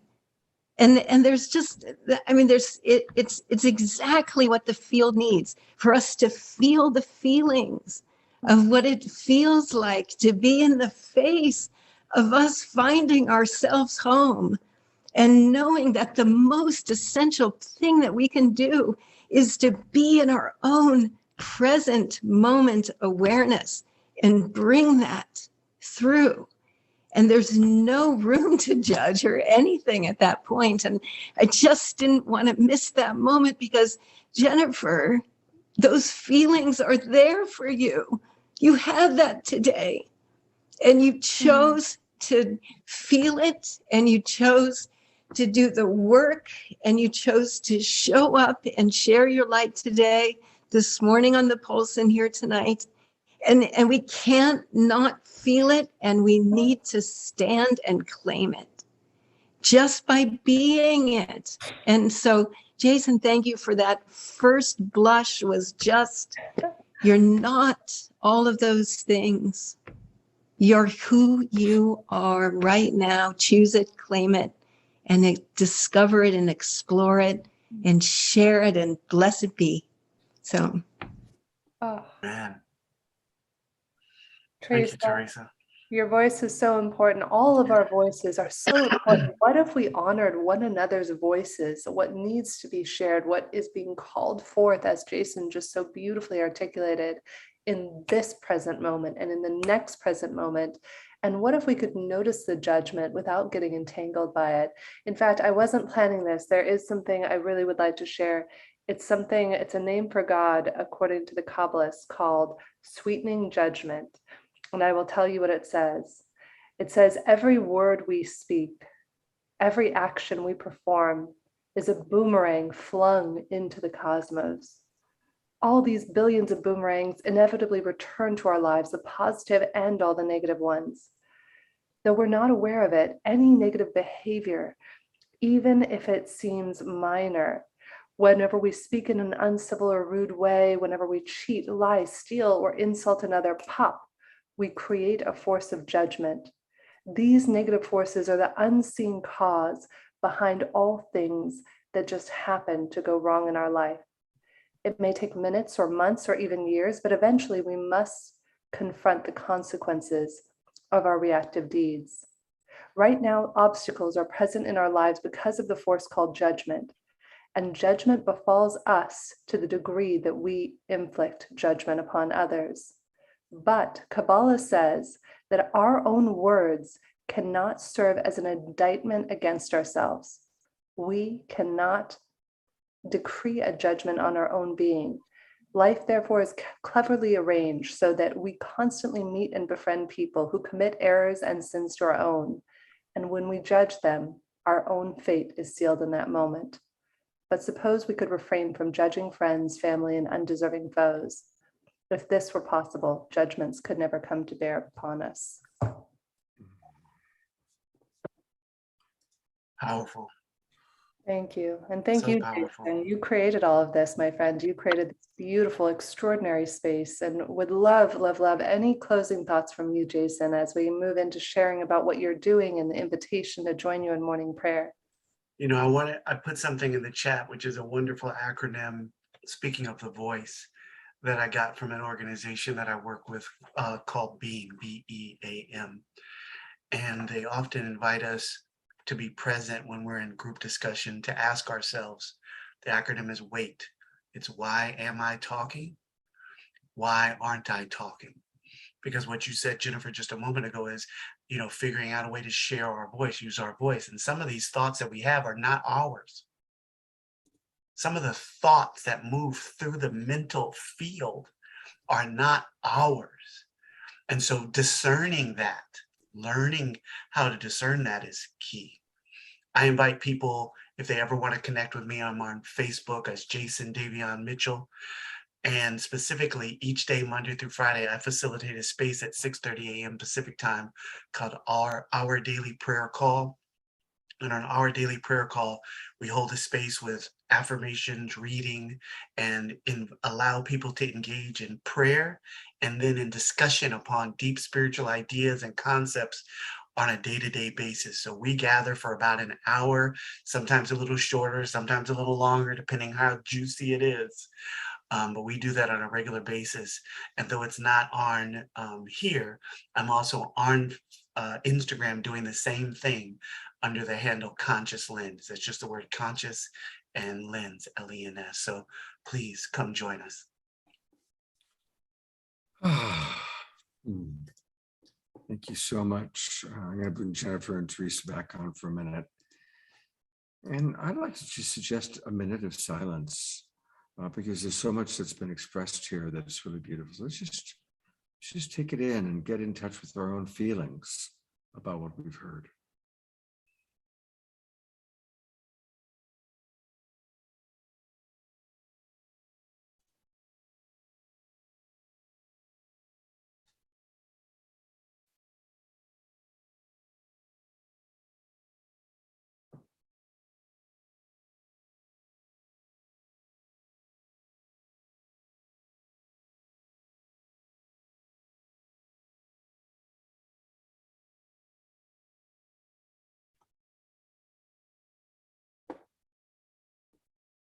I want to invite people to put into the chat box whatever has come up for you, because there's so much wisdom spoken, so much shared.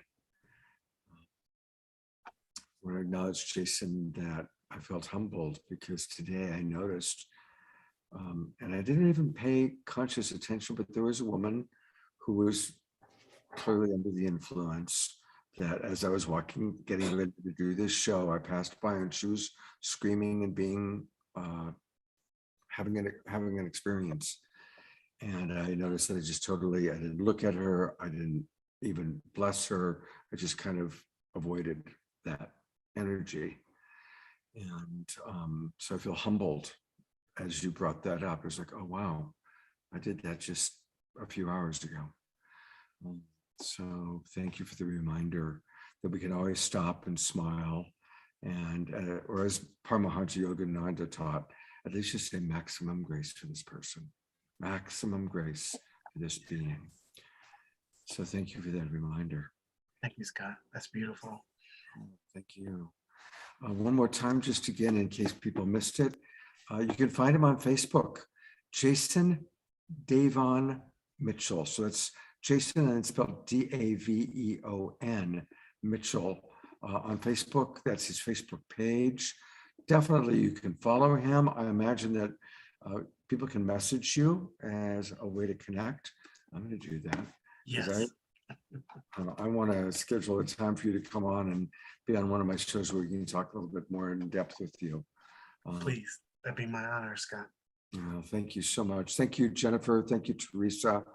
Thank you, Teresa, for jumping on and sharing with us.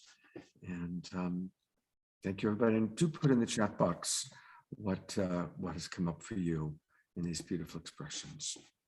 Would you mind if I feel like this might be a good opportunity for a musical break before we get into announcements, just to kind of ease the flow of the energy? Absolutely. How about if we go to Savannah back on, if Savannah is with us still, because I know it's past her bedtime too. I don't know about you, it's almost past my bedtime.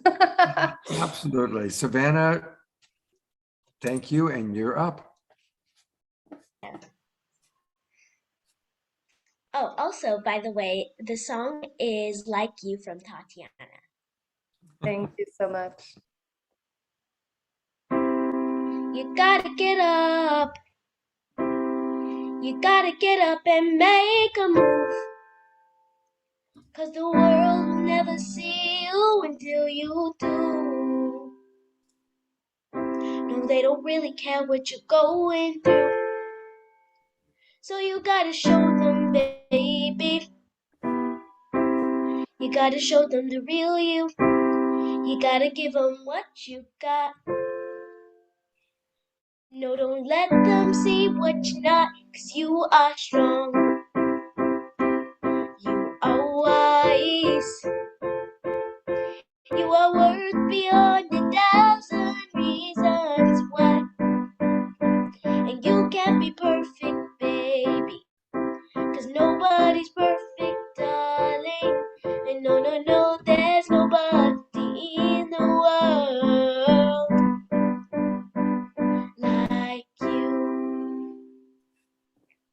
What do you do when you can't let go?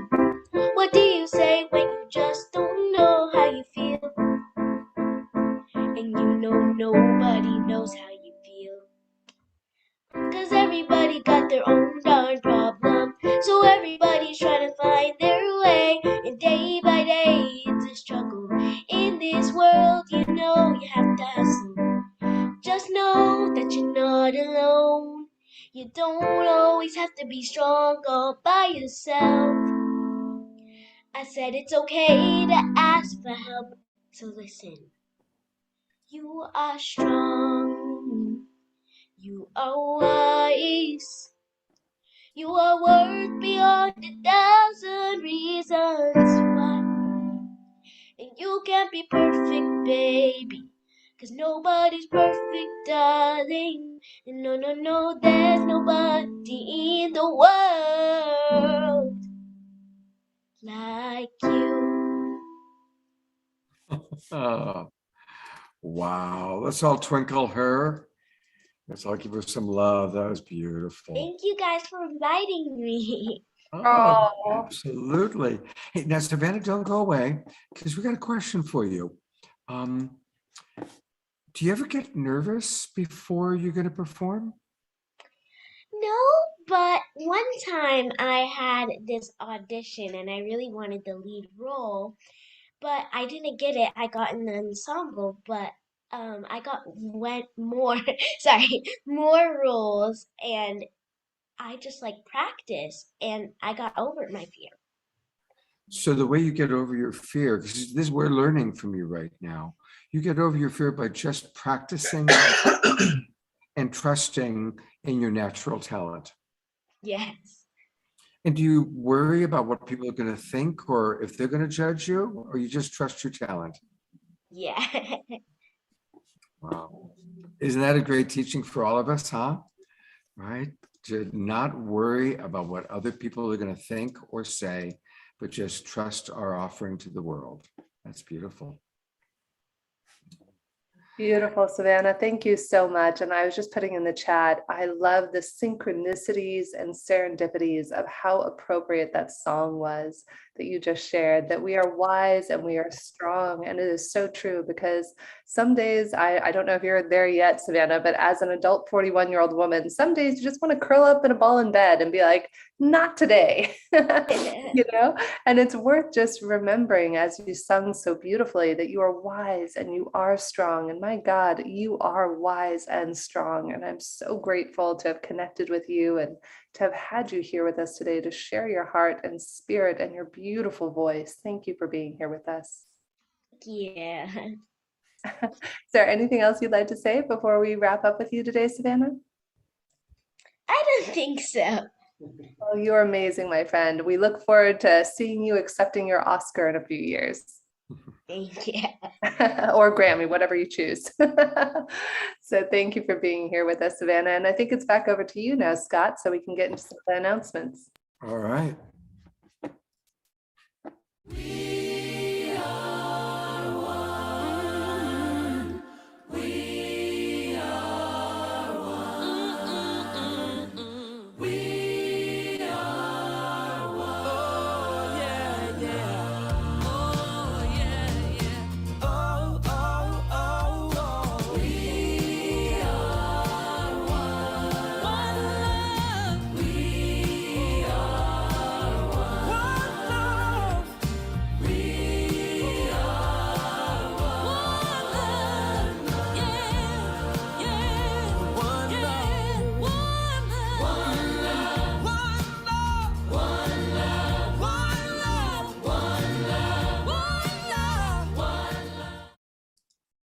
Hey, everybody. Well, yeah, we've got quite a few announcements.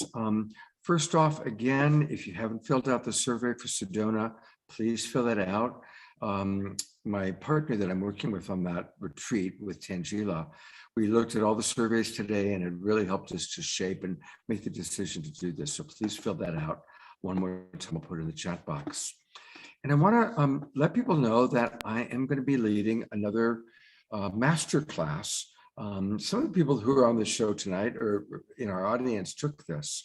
And this is my absolute master class where I teach the best tools of relationship, understanding, compassionate communication, emotional intelligence. And I've decided to do another course. It's 12 weeks. There'll be a bonus class for people who sign up early on September 17. And there's a special early bird discount. So if you register now, you can get the early bird price. And we go deep. It's a beautiful group of people. Usually I keep it to about 25 to 35 folks. We get very close and we really learn and we grow together. And it's Saturday mornings, and then there's an optional empathy practice group. So I'd love to invite people to participate in that. Again, I'll put the registration link into the chat box when I'm done doing these announcements. I also want to make sure that everybody knows about tomorrow's show, because it's going to be really special. We had a couple of times we've had Kimberly Meredith on, and she does amazing, spontaneous, she's a medical medium, and she does healing for people. And the last time we had her on a few weeks ago, so many people wanted experiences with her, and we ran out of time. So tomorrow it's just going to be Meredith all day long. We will have an Omushar song in the beginning and in the end, and a brief meditation, but then 90 minutes of receiving treatment from Kimberly Meredith. So that's going to be tomorrow's Sacred Sunday show. So definitely join us for that. Also, we're going to have next weekend, I get to collaborate. You know, every weekend now I'm collaborating with somebody. This weekend, of course, with Jennifer and Teresa Collins. And next weekend, I get to collaborate again with Tangela and Soul Search. And so just running through briefly next weekend shows. They're all people that are part of Soul Search, this amazing group, including Neil Gar, who we're going to be working with. He's going to be a big part of the retreat. He's putting together the music festival happening at the same time we're going to be having the retreat. And also, of course, Tangela and myself. And next Friday night, it's all about really embracing all aspects of ourselves. Tarek Bibi, people loved him when we had him on the show before. He's Palestinian. India Prema has many different cultures. She's from, Tangela was originally born in Bangladesh. She has an Islamic heritage. Neil Gar is very mixed heritage. So all four of them are going to be talking about really being a universal human and embracing all the parts of ourselves. So that's going to be next Friday night. And then on Saturday night, we're going to be talking about manifesting. Let's face it, we all are wanting to manifest at a higher and higher level. Marcy Shimoff will be with us. And Marcy she teaches manifesting at a very high level.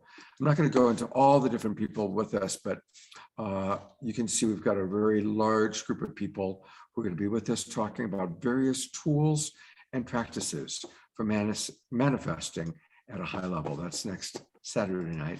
And then finally on Sunday, we're going to be talking about spiritual sovereignty. And this is kind of a new term that's come up in our culture. And again, all of these women who are going to be joining me are really brilliant. I've gotten to know each one of them, and they are going to talk about how we can create spiritual sovereignty, and just as important, respect the spiritual sovereignty of others. Finally, of course, many of you attended the memorial celebration that we had for Celestine Starr, which was on August 7th. It was a very beautiful celebration. And a lot of people wanted to have the opportunity to either be there or to speak, and they didn't have that chance. So on August 25th at 6 o'clock Pacific time, August 25th, 6 o'clock Pacific time, we are going to have a Zoom meeting where people can come in and share their reflections about Celestine. We'll show a couple of clips from Celestine's teachings, but just a community gathering. And again, I'm going to put all those details into the chat box. So you can join us. And then we're going to conclude our announcements. I'm going to turn it over to Teresa Collins and Jennifer Hill to tell you about what's going on with Global Coherence Pulse. I'm going to hand it over to my friend Teresa to share what's coming up next with the Pulse. Hi, gosh. I don't know. I have a lot to share.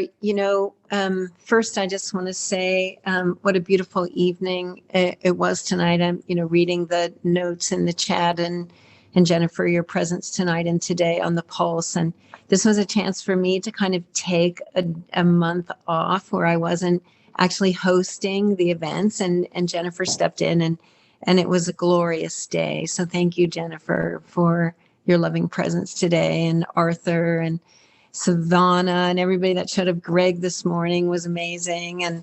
And we pulsed the field with love and presence. And we took time out of our day to actually be right here, figuring out how do we become more present and more connected together. And so that's what the Global Coherence Pulse is. Every month we come together and we practice and we explore and we experience coherence. So join us on the third Saturday of every month doing that.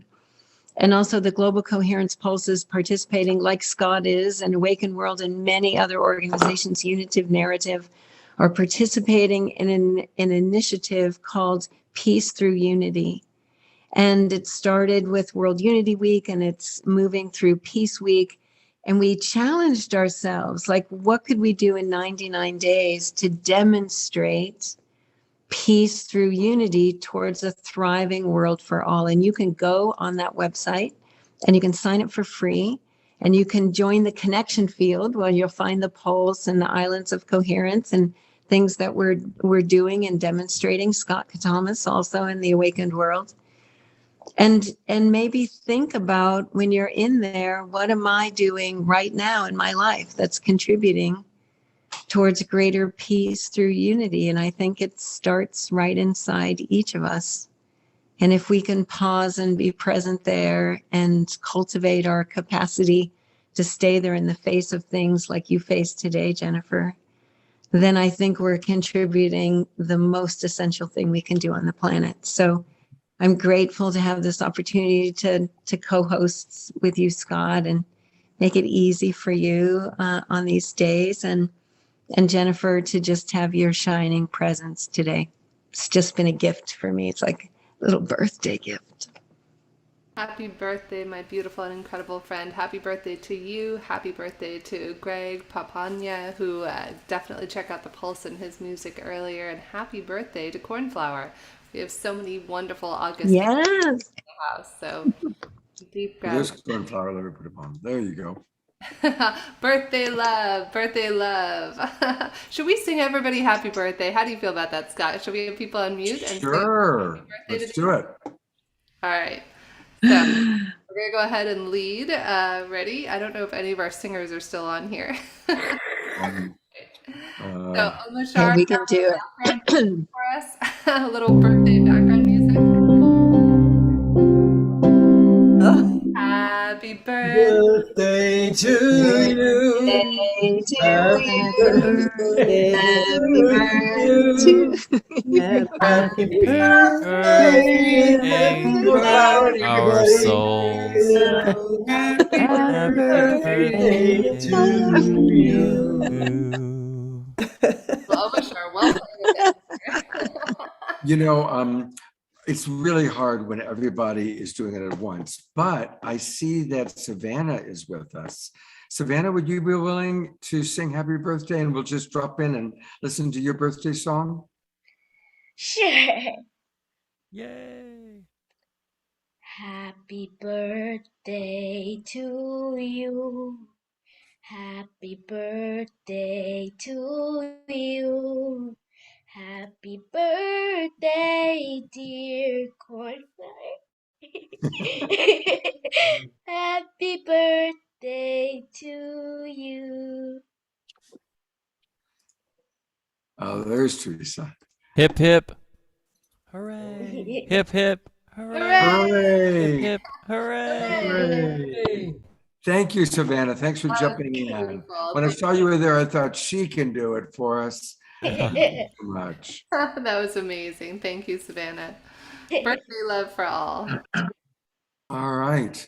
Well, we're almost to the wrap. I'm going to turn it over to Brother Omashar to conclude our evening. And thank you again, Jennifer, Teresa, Savannah, Cornflower, Jason, all of our wonderful guests. And take it away, Omashar. Wow, I'm humbled by tonight. I just learn so much every time I tune into the Global Peace Tribe. I'm so grateful tonight. So many takeaways. I'm going to be dreaming at the highest vibration imaginable. And one thing Jason said is discernment. It's so important, discernment right now. We're in this mental effluvia of everything that's happening in the world. And for me to discern what is mine and what is not is so important. And so without any further ado, I'm going to play a song called The Wonderful and the New. And so here we go. And thank you, Savannah. What an inspiration you are.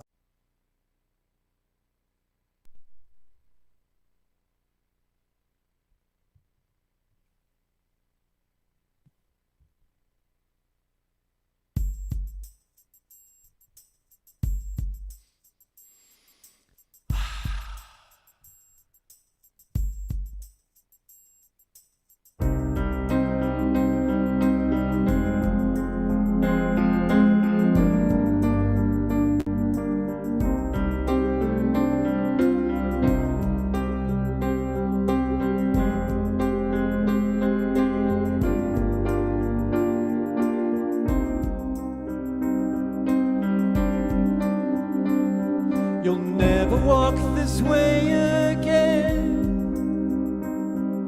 Lay down all your guards. Your loving hearts will lead the way. The door is open. The wonderful and the new is waiting patiently. Take the step and you will see all you've been dreaming. Now is the time you've been waiting for so long. I've been holding you through all ages, knowing I'd be with you once again.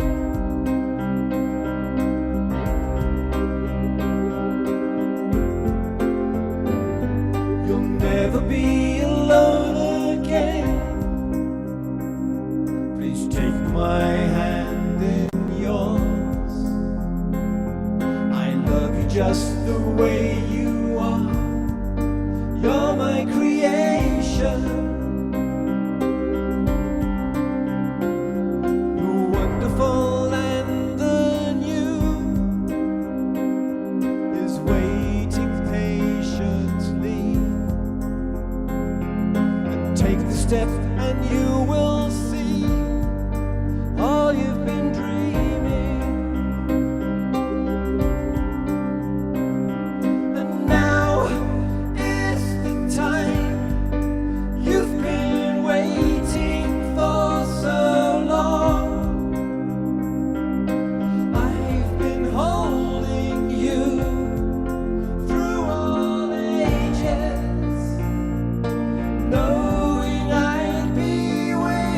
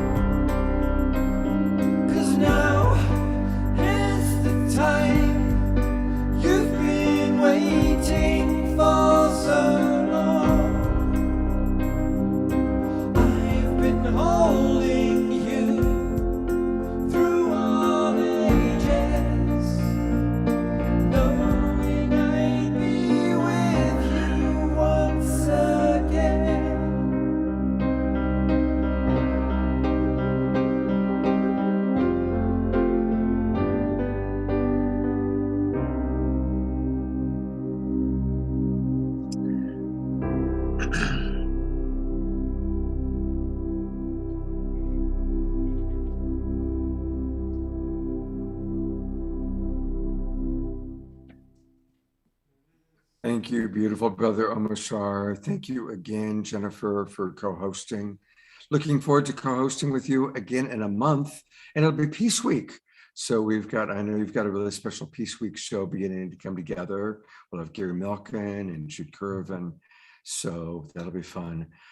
Thank you, Omashar. Omashar will be playing music tomorrow morning for our Sacred Sunday show. Come get your healing from King Meredith. And thank you, everybody, for being with us. Have a beautiful, beautiful evening. And I want to say a special hello to those watching the recording. More and more people are watching the recordings on our YouTube channel or on Unify. So whether you're watching live or the replay, blessings, maximum grace for you and your family. Good night, everybody.